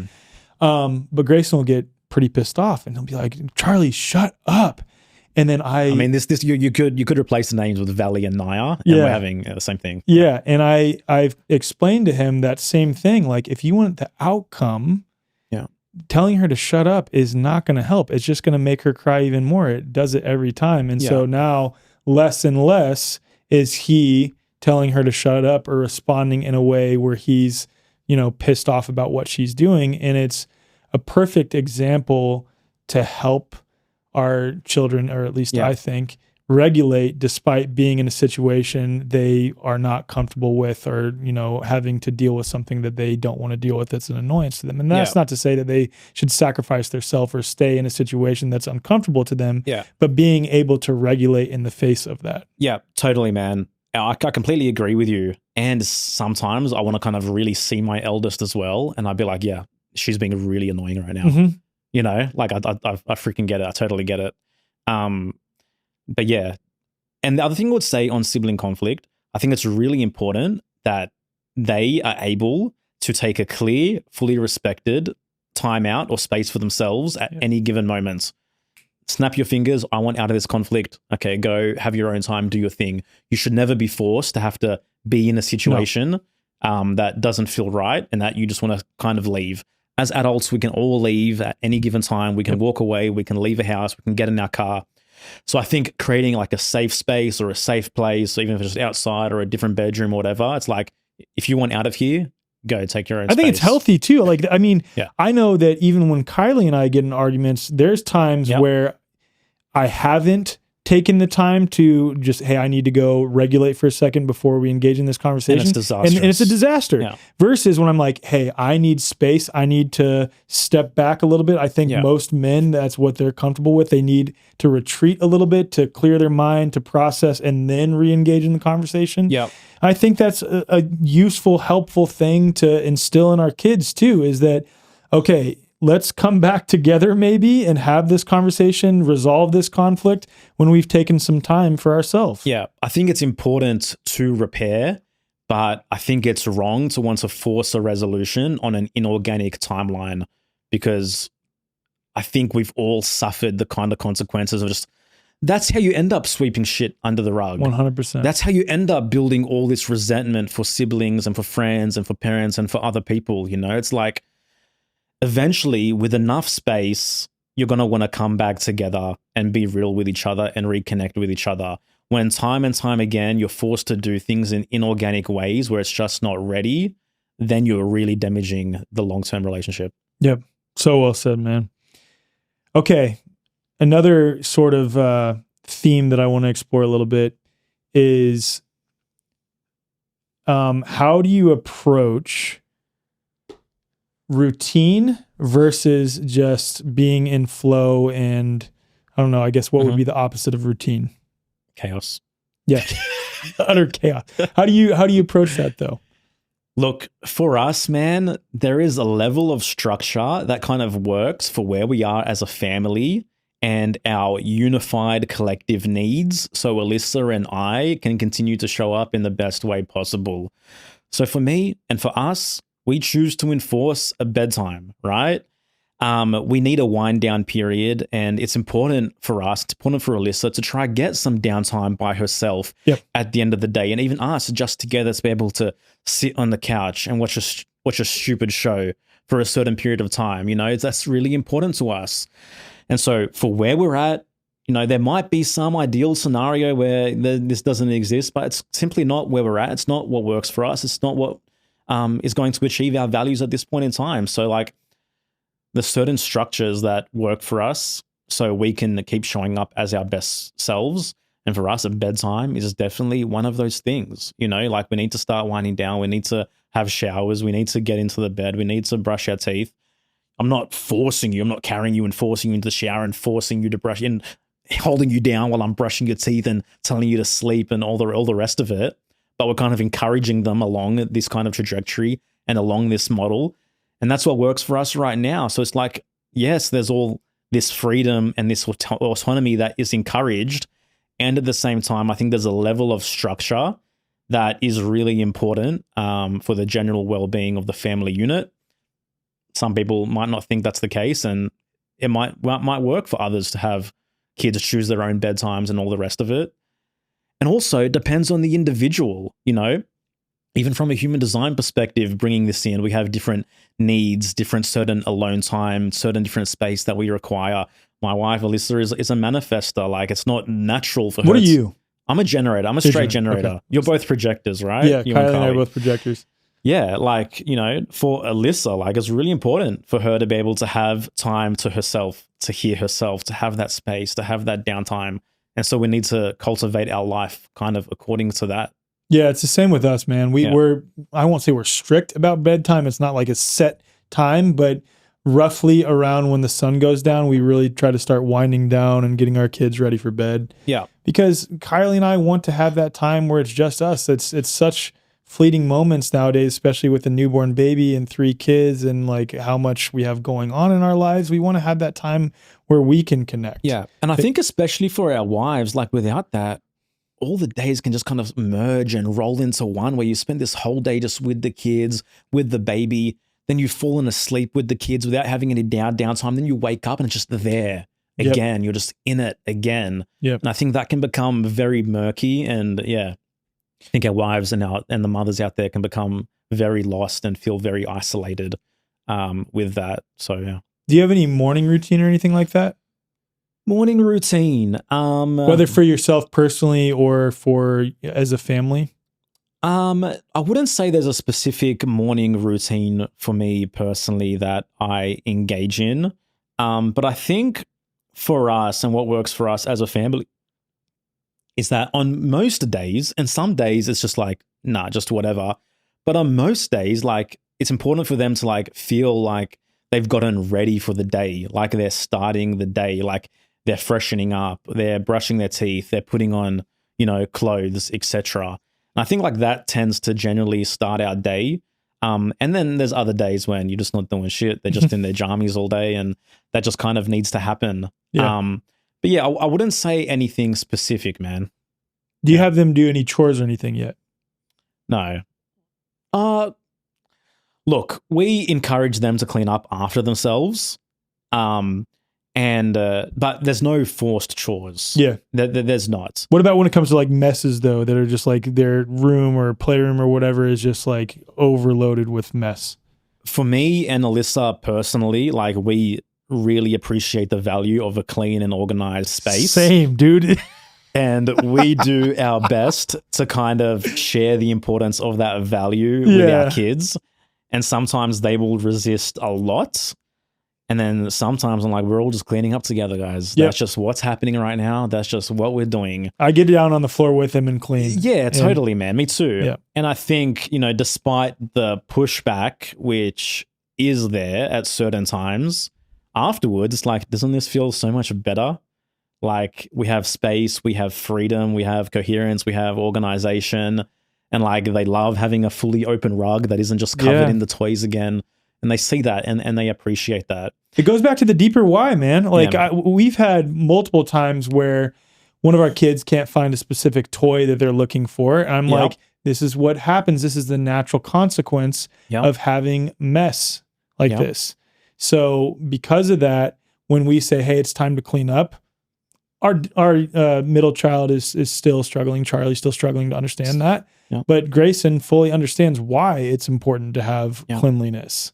Like, it creates a clean mind. It, like, you can think better. You can find things much easier. It just makes sense. Yeah, man, exactly. And like, again, like, the children are so completely different. Like, even like on an astrological and human design level, like Valley is like 1st degree Libra, and she's a reflector. Like, she loves cleanliness, she loves symmetry, she loves organization, she loves taking her time.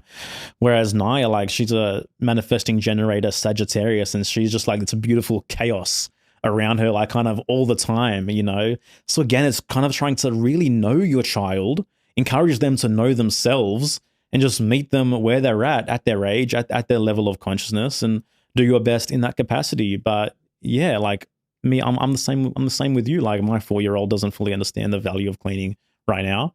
One day she will, and in the process in between, it might be an ongoing, you know, sometimes frustrating conversation about why this is important. But we're doing it. Yeah. Another thing on that note, when it comes to, let's say, creating a win-win for your child, where you want them to engage in something, but they're resistant to engaging with it. One thing that I found to be incredibly helpful, and I was thinking about this when you brought up the brushing teeth thing. Yeah. Brushing teeth with our daughter is a nightmare. Like, she hates doing it every single night, but we've made it an act of play. Yep. Where, like, I role play where I'm like, I'm the dentist and she's the patient. And then sometimes she's the dentist and I'm the patient, and she pretends to brush my teeth, and I make it like a role playing exercise where it's creative and fun. And we try to do that when it comes to basically anything that they don't want to do. Yep. We make it like an activity that is fun, where they have buy-in and they actually want to engage with it. Perfect, man. I mean, now you're speaking to their values, you know, for sure. And like, maybe you can like brush your teeth and then like breathe in your wife's face. Be like, oh, doesn't my breath smell amazing? Right. And then your child's going to want to have amazing smelling breath as well. And they're going to want to brush their teeth, you know, like, so there's ways to find win-win situations. Yeah. And I think, you know, it's really important to be able to, before just strictly enforcing a rule, you know, being able to take the space and genuinely go through a process of what is a creative win-win solution that I can muster up at this point in time. Mm-hmm. I think most of the time you'll find that there is a way, and there is one. How do you guys go about food? We're very flexible and very free with food. They can eat whatever they want in the house, whenever they want in the house. We just choose to only have foods that are acceptable to us in the house. Yeah. You know, like it's pretty simple in that capacity. What about when you go out somewhere else though, and there is, let's say, foods that you don't typically have available? If they really want it, I see zero harm in them being able to have it if they want it. I know they're not having it all the time. I know they're not cultivating an addiction to this food or whatever it might be. And again, man, it's like you want them to be able to have healthy, unimpeded relationships with diet, with food, with eating, with all these things, you know? So I think it's important for them to be able to have their own agency, for them to try what they want, for them to develop their preferences, right? We all have to develop our preferences through, again, this process of trial and error, of guesswork, of conjecture and criticism. Let me try that. Oh, I don't like that. Let me do something else. And we're constantly developing our processes, even to this day, right? You and I, you know? So yeah, it's like, I'm not having endless junk in my house and they just have unrestricted access to. No, but like, Alyssa, she makes awesome treats. She makes awesome different kind of chocolate snacks and fruit snacks and ice pops and all the rest of it. And like any candy or whatever that we have in the house is stuff that kind of we approve of. Right. Feel free, snack yourself out. Like, I don't think you're gonna, you know. That's the same general approach that we take too, and it's been really incredible. And maybe you've experienced this with Valley. I don't know how reactive, let's say, she is to certain foods, but I know Grayson, our oldest, is incredibly sensitive to certain things. Okay. And one thing we found that he's very sensitive to is dairy, even if it's raw dairy, which is wild. And maybe we haven't engaged with it consistently enough, but we just found that he reacted to dairy, whether raw or pasteurized. And we're a little bit more mindful of that. We don't have it in our home. Yeah. But he's totally free, as is our daughter, to have whatever they want inside our home. But we do sometimes step in if they are tending towards like processed snacks, again, that are better processed snacks. But the point is, we'll be like, hey, how about an apple this time instead? How about this instead of that? And if you're still hungry afterwards, then you can have that. Yeah. But we've created an amount of freedom where they don't feel shame or guilt around food.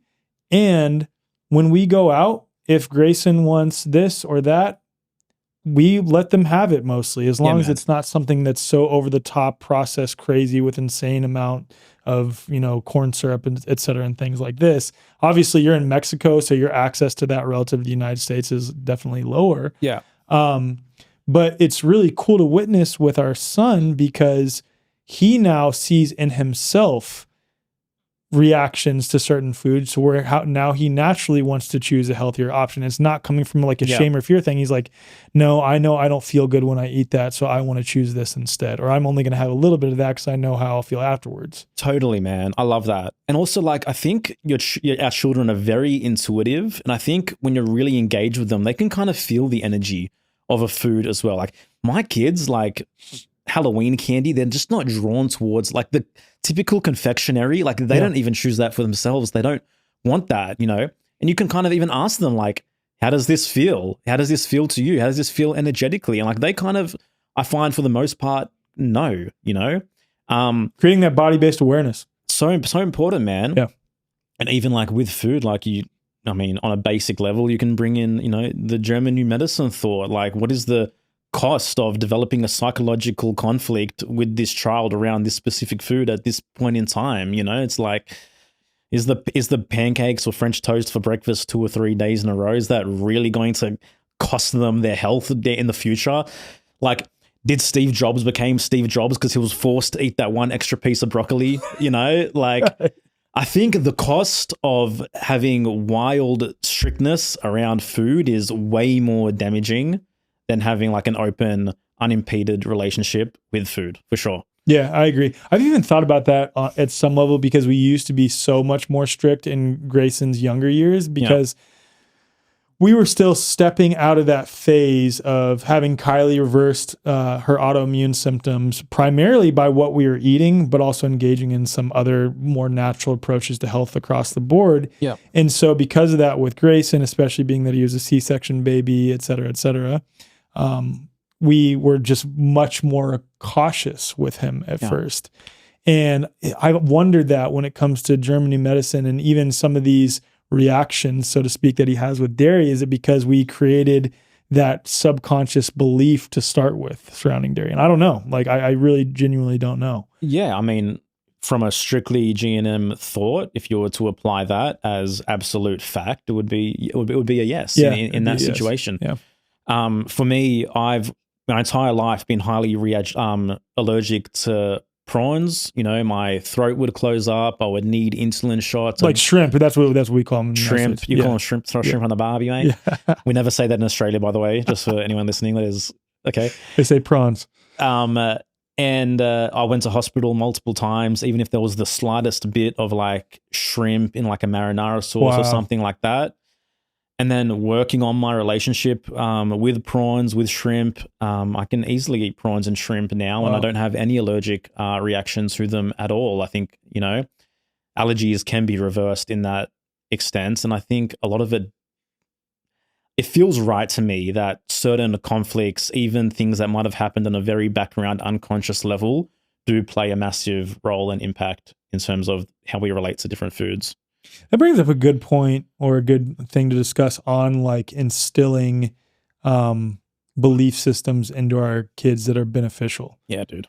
Have you noticed any natural inclination from your kids to have beliefs that are fundamentally harmful to them in some ways? Like, I'll put it like this, and I'm still wrestling with, is this a projection because I struggled with this as a kid? So Grayson's naturally picking up on that, which I'm still working through myself, where he has this underlying tendency towards thinking that he's not good enough. Yep.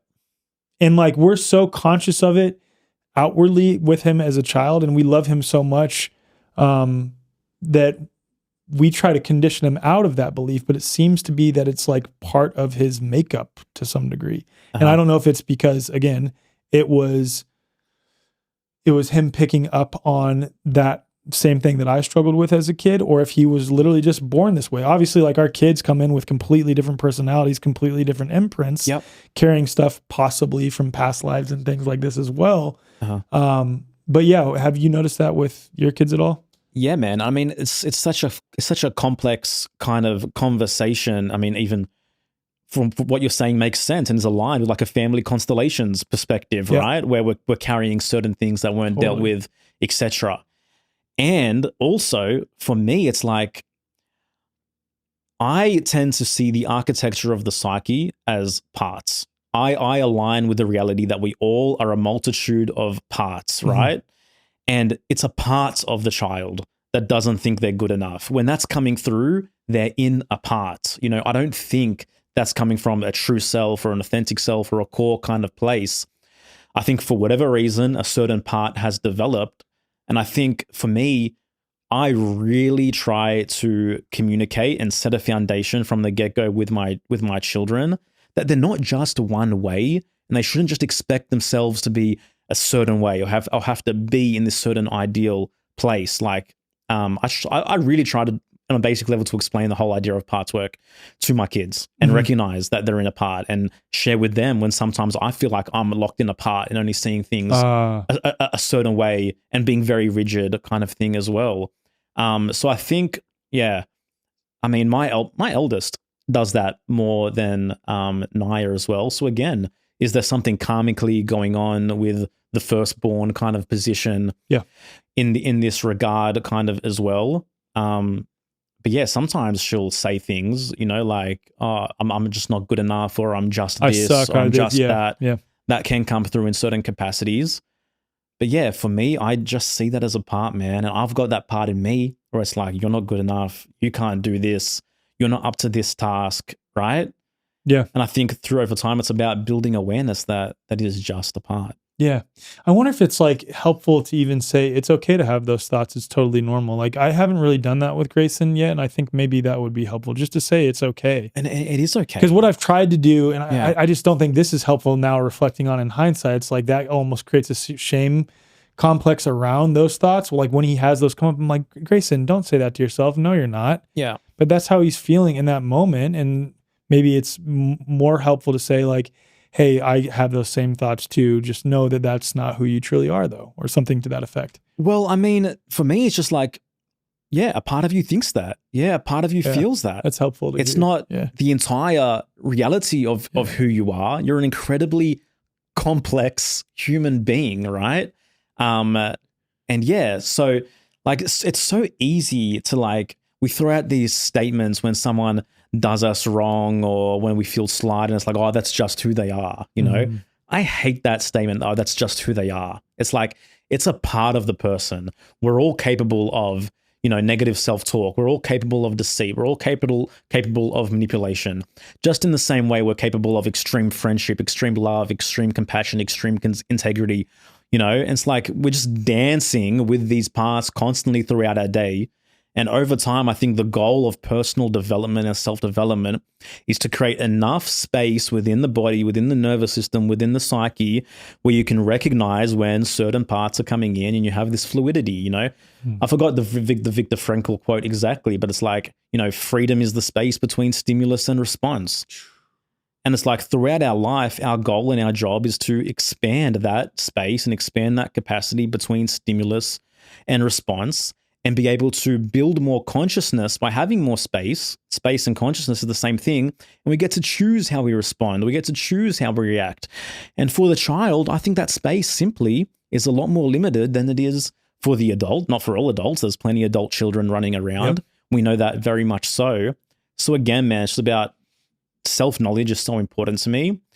And, you know, again, man, shout out to Erasmus. He introduced me to parts work for sure. It's been an integral part of my personal development since meeting Erasmus, and trying to get the child to understand themselves on that level is super important, is super powerful.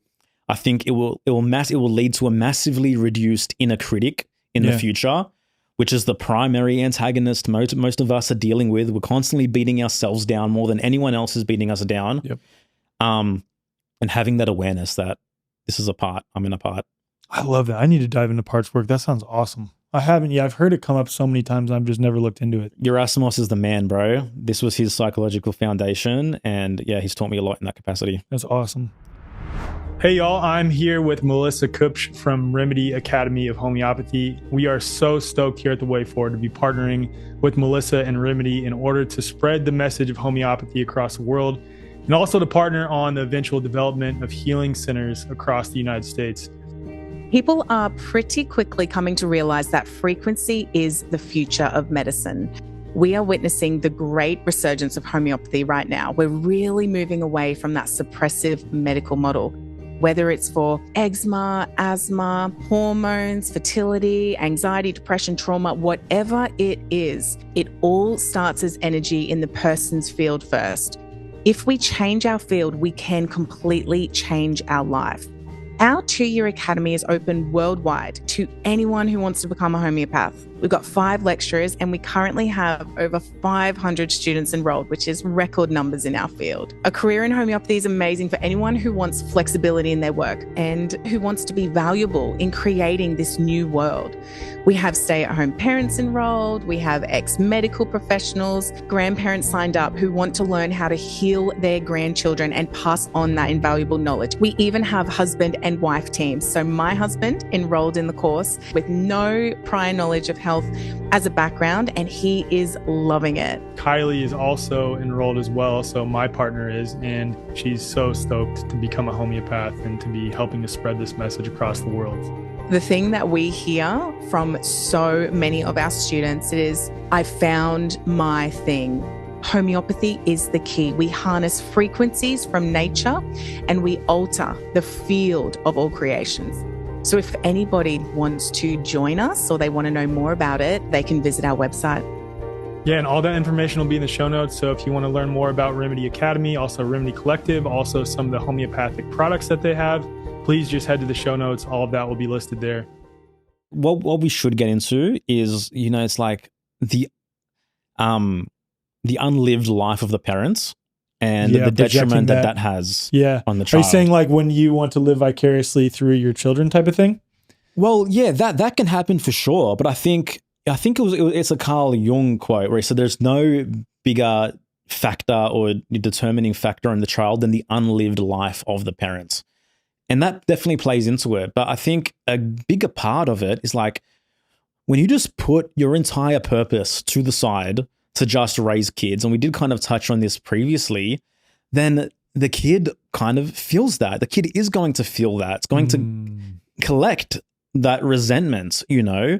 So I think being able to build self-esteem, live on purpose, you know, move towards powerful passions and curiosities in our life, and like never really relinquishing the pursuit of our own curiosity and of our own interest is so powerful in terms of how the kid is being raised, you know? Yeah. And like the biggest impact on the child is you. It's you more than anything else and anyone else. Like at the end of the day, you are the curriculum, right? So I think the work that you do on yourself in all these different ways that we've spoken about, whether it's parts work, whether it's nervous system regulation, but most importantly, just like being connected to your own sense of purpose, not just being a leaf floating in the wind, and not just thinking you purely exist just to raise a child or just to whatever it might be. the kid, it's going to be whatever is resented and neglected and suppressed in the parent is going to have to be dealt with by the child at some point in time. So I think that's really important to take note of. Yeah. It's just a call to do the inner work and continue doing the inner work. Yeah, absolutely, man. And the child obviously is the most powerful mirror that can possibly exist through doing the inner work. They're going to highlight all the shit, right? Everything 100%. Is going to come up in that relationship. And being able to consciously deal with that as it does, man. And, and in all of this, dude, just being connected to the divine. Yeah. Just being connected to God, just understanding that there's a greater purpose and there's a greater hand at work in all this, and that you genuinely aren't alone. And that when you come with a sincere heart and you come with the objective to bring as much consciousness as you can to your waking reality, you're always supported. You're always loved. There is a divine plan. And regardless of what, tendencies or pitfalls you think your child might have at this point in time, and that's just theirs as well. And they just have their own karmic journey as well, right? In our deepest wounds, not far by, are our most powerful treasures and our most powerful gifts. And we've all kind of experienced that. And so I think understanding that each child has their own personal karmic journey, and there's some things that are just out of your control that are necessary for that particular incarnation, for that particular being, is powerful as well. I think that takes the weight off of parents too, if you can understand that. That they chose to be here. I mean, going back to my episode of Dr. Edith, I know you guys did an incredible one with her too, where she describes her son Kabreem and Akira and the memories prior to incarnating, and specifically choosing which parents that they're going to go to, et cetera, et cetera, et cetera. It's they chose this. So I think it's really easy for us, that inner critic, to come back up when we've made mistakes parenting, when we didn't do something a certain way, when we engaged in let's say you engaged with allopathic medicine in a variety of ways, and you feel so much shame for having caused your kids harm based on your decisions. It's it's so easy for us to shame ourselves and regret that. But then when we remember that our children chose this, and ultimately they're on their own journey, and I reflect back on my personal traumatic childhood, of which, relative to most people in Western countries, I experienced some crazy ass shit. And I can say with full transparency, wholeheartedly, I am so grateful for it. Yeah. I am grateful for that. It was an incredible gift. It acted as a catalyst because I recognized it after, loathing in my unworthiness, loathing in my hatred for the ways that I was wrong, et cetera, which is part of the process ultimately. But I recognized it as a catalyst to help me alchemize all of that I went through, to be a better man, to be a better husband, to be a better father. And so any of the traumatic things that our children have gone through, ultimately that can be the same thing for them as well, especially if we recognize it as parents in hindsight and cultivate that and help, make amends and things like this, of course, but help guide them towards understanding that can help propel them to be better in the future. Yeah, absolutely, man. There's no such thing as a quote-unquote trauma-free childhood by any means whatsoever. Fuck no. In fact, trying to protect them from trauma is a trauma in and of itself. 100%. Yeah. And for you, if you can sit here today and you can genuinely be grateful for who you are, the man you are, what you've built, your mindset, your philosophy, the relationship you have, how can you honestly have any regrets about the way that anything played out? Because you change one piece of the puzzle, all of a sudden, Alec Zek isn't Alec Zek. The way forward isn't the way forward. So I think underneath all that, without using it as a form of bypassing anything, understanding that for me, my lived experience really is that there is a beautiful divine plan unfolding. Now, it requires me to be able to meet God and meet that divine plan as well. It's not just to say that I'm just going to completely hands off, everything will be what it'll be. No, I need to control the small amount of things that I can control and bring as much consciousness as I can and work on myself to be a better man, to be more sincerely hearted, to be better faith, to be more on purpose, etc. And it's fortune favors the bold, I think the more that you're able to do that work with the understanding, then the more present that God will be in your reality as well. And this is my personal lived experience, man. I've felt it, even the most darkest, scarcest, uncertain, unknown times. I've survived 100% of those days, you know? And I think that is really important for our children to know that as well. But I don't think that should be forced in any way whatsoever. I don't think any forced ideology, any forced religion, any forced version of God or the divine, I think that's a strictly personal thing. I think you can speak into it, but I don't think that you should control what that relationship looks like, what that image looks like, what that is. Amen. Yeah. Amen, man. One more thing that I want to touch on as it pertains to parenting that I want to talk about. Yeah. Just because it's a cool story, your experience with the Australian courts, like that is awesome. And it's just a testament to you knowing who you are. And I think it's just an awesome thing to share with people and then also rise above the herd. But what I want to talk about is, I don't even know how to frame this, but my son has taken Dr. Edith's Luminous Children Blindfold Vision Activation, and I know Valley has as well. Yep.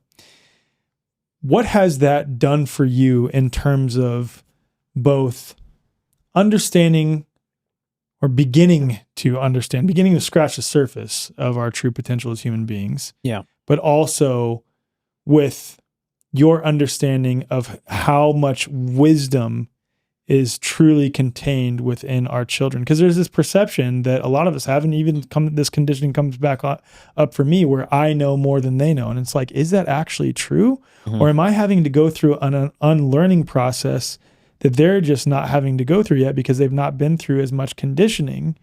And what I can do is, again, not try to create a trauma-free environment, but try to help them understand who they truly are and express that to their fullest capacity. Yeah. I mean, I still can't quite grasp what it is that I witness when Valley is able to clearly see, do, and act. She remote views though capacity. Too, right? Bro, like she's had experiences and like I don't force any of this, nothing whatsoever. But yeah, she's had experiences where we'd be on FaceTime with our family in Australia. So she's talking to her auntie and her grandmother is off camera. And she knows the color of the clothes that her nonna, her grandmother, is wearing. You know, like she's had those experiences, like literally thousands of kilometers away, having this kind of insight. We've had moments where I'm talking to my nieces in Australia, and my niece is holding objects off camera on FaceTime, and she knows what she's holding and the color of it. You know, and it's like, it's just I don't get it, bro. Like I'm not gonna sit here and pretend like I know what is happening on any level whatsoever. Right. But yeah, my understanding of reality and of what perception really is just completely shattered on so many levels. You know, like Edith talks about people learning how to drive that don't even have eyeballs. Right. It's like, what is this world? And shit just seems to be getting crazier at a rapid pace, man. Yes. And it's so wild. Along these lines, how these things are coming into the fray. Oh, yeah. You think about things like on an astrological level, you know, what's shifting, Pluto going into Aquarius, and all of a sudden telepathy tapes coming up, Edith bringing this into the fray. And there's just this divine orchestration, man, that is taking place. And I'm here for it, bro. Yeah. I'm here for it. That's how I feel too, man. I just think it's like the analogy that Edith brings up. I'm going to butcher this, but she basically says like, it's like when human beings, you imagine when human beings before any of us had ever swam, one of us was, you know, starting to walk into the water and everyone was like, what the hell are you doing? You're crazy. We don't have fins. We don't have gills. And then started to just like doggy paddle in the water a little bit, just barely get their head above water. And they were like, oh, I can actually do this. Yeah. I think we might be at that phase, at least at this point in time, when it comes to our true nature and our true abilities as human beings. And I think whether it's telepathy tapes or blindfold vision, I think these are just beginning to scratch the surface, just beginning to put our feet in the water, so to speak, on our true abilities and our true nature. And we've heard stories of monks and lamas across the world, gurus, yogis, who are able to do these incredible acts, but it always felt so intangible and not applicable to us in our daily lives. But then here your daughter is remote viewing and has, I'd imagine her windows are like fully open with this blindfold vision, and same with my son. And it's like, any child can learn this. Like any child can learn this stuff. And it's happening in the first 5 minutes of the first session most of the time. It's freaking wild, man. It's wild. And it, like, we just weren't familiar of this knowledge for like our entire history up until now, you know, in the last, and it's just like the timing of these things coming into mainstream fray, like, are these just dormant abilities where it's like, okay, now's the time for this to be unlocked for some future purpose and some future version of humanity, you know? And yeah, man, just on this, it's insane. It's so wild. But the thing that I really appreciate about the blindfold vision the most is just the deeper connection to intuition that is cultivated, you know, and really the child learning to differentiate between when they're guessing and when they have that knowing. Yes. You know, and I think that is so powerful beyond seeing blindfolded, beyond that perception of just, oh, I can see through a mask, but knowing they're clear. Yes. Right. And for all these massive decisions that they're going to make in their life, who they're going to marry, what they might want to study, what career they might want to pursue, etc. It's like having a real tangible foundation and recognition of, oh yeah, this feels correct. This is right. Mm-hmm. That's dope. Governments are afraid of that. For real though. For sure. For real. Okay. Let's talk about rise above the herd a little bit. Okay. Yeah. So, because we've talked about personal development quite a bit and how our children are a mirror for our own shadows and having to integrate those pieces of us in order to step into who we truly are and authentic expression. And really parenting itself is a personal development journey, as we've said on this episode as well. So just tell me about Rise Above the Herd, what it is, what you and Erasmus have cultivated with Sophie, I think, as well now. Sophie's integral, man. She's been integral for a couple years in the process now. Basically, Rise Above the Herd. So the very first episode of Here for the Truth, Erasmus and I, the second time we ever met on Zoom, we just like hit record and we're like, okay, let's just have a conversation. And it was called Walking the Authentic Path.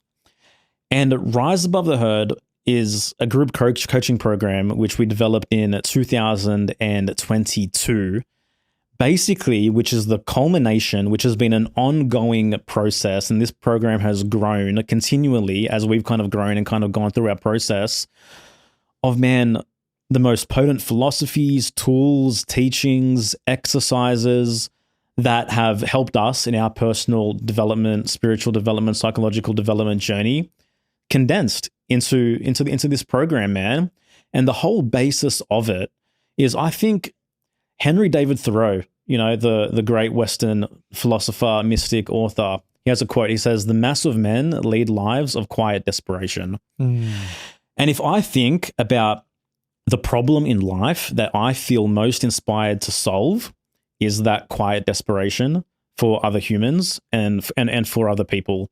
And that's what Rise Above the Herd is aimed to do, is to get out of the quiet desperation of the life unlived, of just life happening to you rather than for you, and really recognizing that through cultivating authentic self-esteem, through building capacity in your nervous system, through feeding your mind with life-giving philosophies and deconditioning from all the anti-human, anti-philosophy ideas that we've been fed our entire lives, then you can live a genuinely unique, authentic life and authentic path that is yours and yours alone.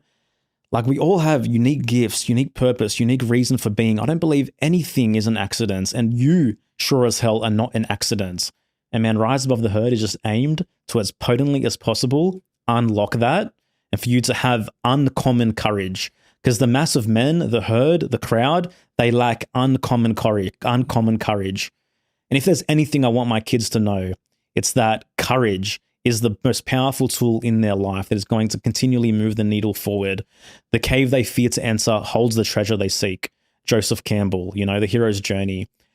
And I want everyone that I know and that I'm connected to and that comes into our world to feel inspired to live just a deeply purposeful life where you wake up each day and you're there ready for the opportunity to give the gift that only you can give, man. And that's what Wrath is, man. It's self-esteem for adults, ultimately. Sounds like it'll help you be a better parent too. Honestly, that is probably the most powerful byproduct of Rise Above the Herd. Like I mentioned earlier, man, the biggest factor on the child is the unlived life of the parent. And when you start unlocking that, I think everything else unlocks in beautiful ways as well. It's like you're no longer having these restricted, tense kind of relationships and dialogues with your kids, with your partners. Like real freedom starts within. And I feel like it starts when the human being is on fire, when the human being is lit up, when the human being is on purpose. That's the primary thing that you need to solve. Everything else becomes better as a result of that. Without you doing any kind of real conscious work, your relationships with your kids are going to be better when your relationship with yourself is better. And that's what wrath is, man. It's about ending the war within, ending the war with yourself, understanding yourself on a deep level. And through that, your entire life unlocks, man. Like you can genuinely walk alongside with God and know that I'm here for a unique reason, a unique purpose. And like every day is magical. The days don't just roll into one. There are so many studies that show the number one regret on people's deathbed is the shit that they didn't do, right? Is the inauthentic life that they lived, the hard conversations that they didn't have, the toxic, unhealthy relationships that just felt stagnant, that they stayed in for far too long, the careers that they stayed in for way too long. How prolonged do we go through life avoiding that deeper call, avoiding that deeper intuitive sense? Oh, something feels a bit off here. Oh, there's a difficult conversation I need to have with my spouse. Oh, I fucking hate waking up and going to work. Like, all that shit can change. And it doesn't happen overnight. But I think through developing self-esteem, through developing courage, through remembering who the hell you are, like you can live a beautiful life, man. Life can be difficult. Life is difficult at certain times. Absolutely, yes. But I hold firmly as the rational optimist that I always will be, that the best life is possible to you, regardless of where you are, regardless of where you're at. You are a miracle. You've been given a miracle every single day. And what are you going to do with that? Boom. Boom. So well said. I think Reese is off camera going.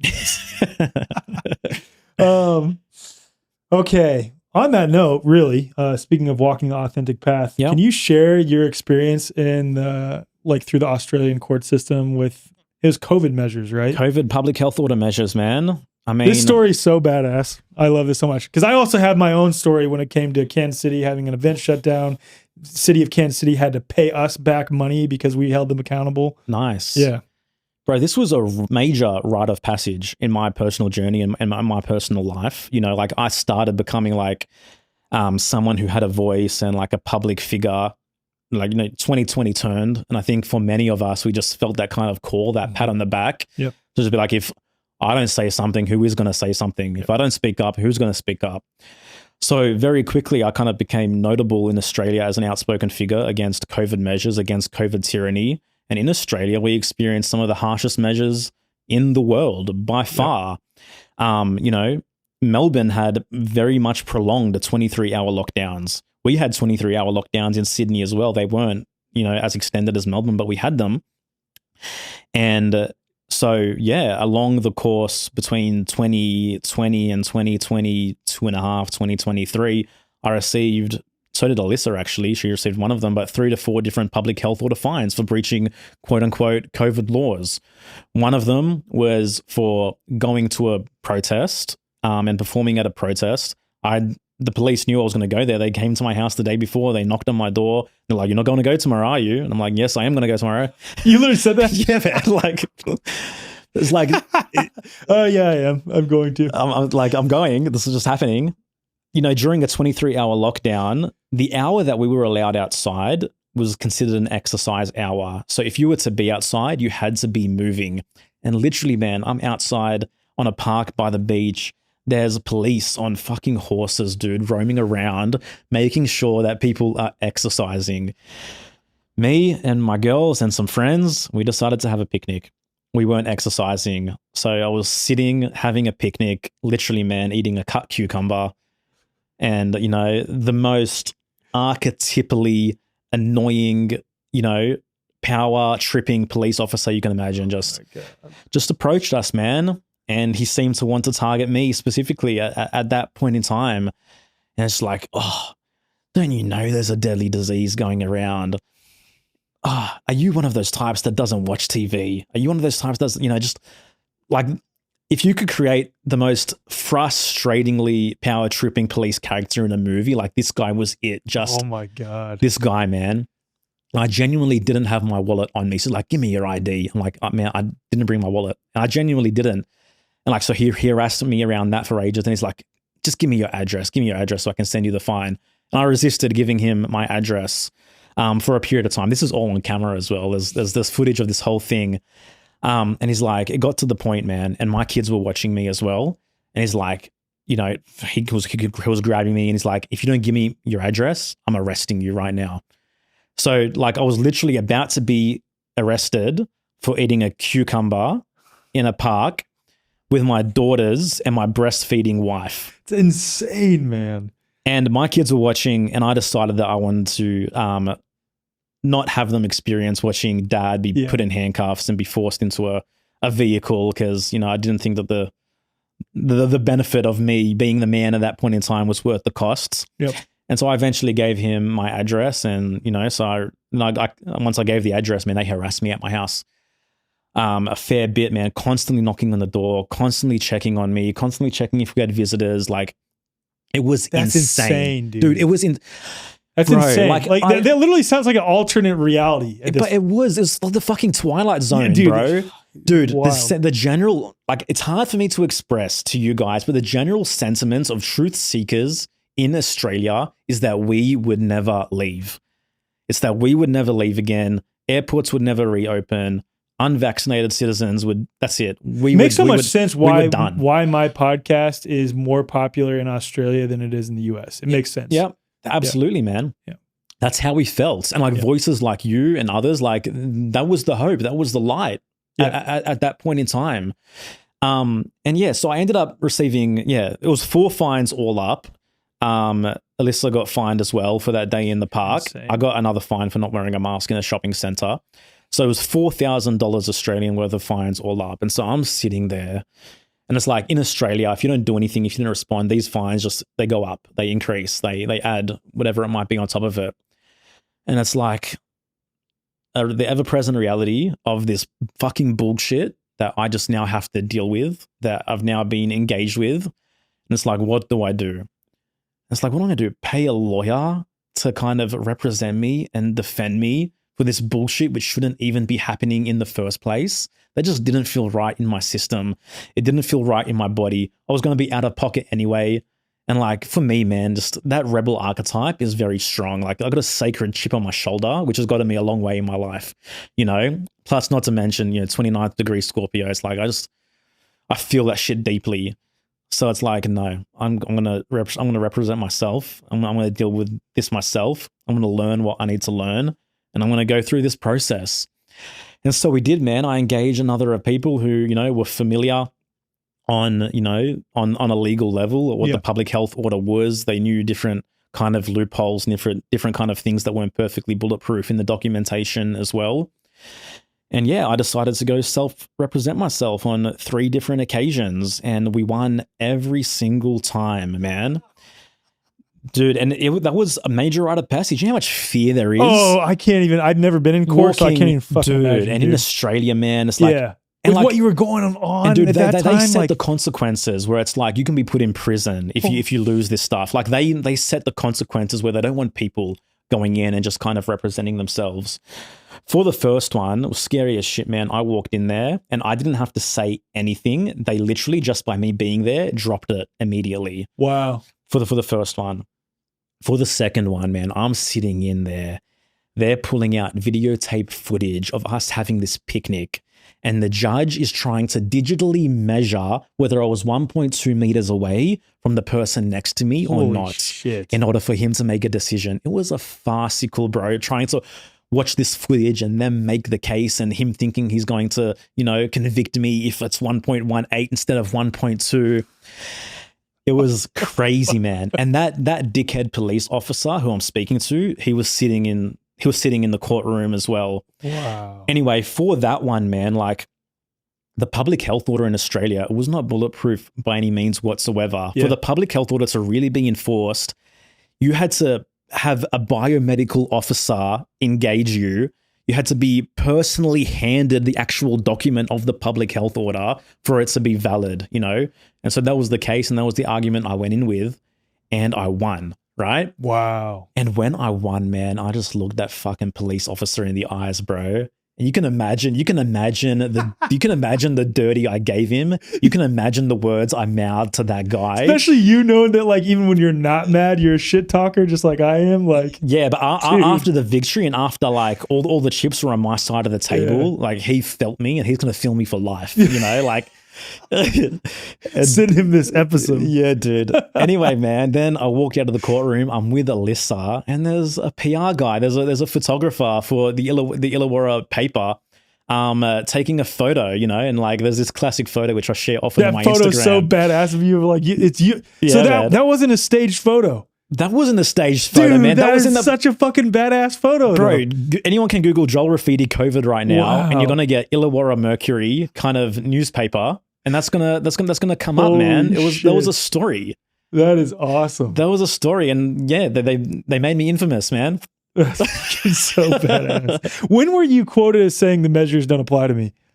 In that was a transcript from that last court hearing. No shit, you literally said that in court. Yes, I said these measures do not apply for me. They don't apply to me. These rules don't apply to me. But you were actually going with like legally, like per your own regulations. Like that was my legal case. These are not applicable to me because certain things, according to your own personal public health order, were not met. Yeah. This shit doesn't belong to me. Get the fuck out of here. So badass. I love that so much, man. Holy shit. So then you had a third one after that though, right? There was a third one after that, which they just dropped without me ever. They're like, going, we don't want to deal with this guy. Like, ever going to court. And then after that, man, like a few months later, they just rescinded all of them. Wow. So it was kind of all bullshit that any of us had to go through that anyway. But, you know, the most powerful takeaway for me in that, man, was like, by not breaching my own personal integrity, I was rewarded on a massive level, you know? And so it's like at certain moments in life, we're all called to step up in ways that can feel extremely uncomfortable. And, you know, my encouragement is just to lean in when those moments come because they're massive self-esteem building exercises. I wouldn't be who I am today without that experience. Like that, so much personal power was reclaimed from the ethos by me knowing that as my own man, I could walk in, do my thing, and yeah, beat New South Wales police and the Australian government 3 out of 3 times. Epic, man. Man, you're an awesome dude. I am so glad to call you one of my closest friends. Thank you for being here, bro. Is there anything else you want to share before you wrap up? Man, what I want to share, bro, is just I love you, dude. I'm so freaking proud of you, man. I've been watching you since 2020, 2021 as well. And at certain times, you were like this figure, this massive outspoken giant that was at a distance. And now all of a sudden, we're homies. And I'm from isolated Sydney, all of a sudden sitting here in Austin, getting to have this conversation with you. And I just think what you've built, who you are, you're just so genuine. You are so sincerely hearted. Your vision is so pure, man. And like, rise above the herd. I want to create more Alex. Like, that's what I want to do more than anything else. I need more Alex, you know? And I love who you are. I love what you're doing. Thank you for having me. Confluence was one of the most best events I've ever been to in my life, man. That was an incredible time. Just being immersed in people so connected. And even like it's cool, man, just to get those acknowledgements from people that don't even know you. They just know you through Instagram. And all of a sudden they're coming up to you. It's like, wow. So yeah, man, I'm all about it. I'm all about the way forward. And I love that we get to have this collaboration. And I love that this is just the beginning. Amen. And what excites me more than anything else, bro, is the potential. Like this is what we've done in 3-4 years? Who knows what these conversations and what these platforms are going to look like, bro, in 10, 15 years. Hey, man, I love you too, bro. Thank you so much for being here. This was fucking awesome. Yeah, man. Thank you.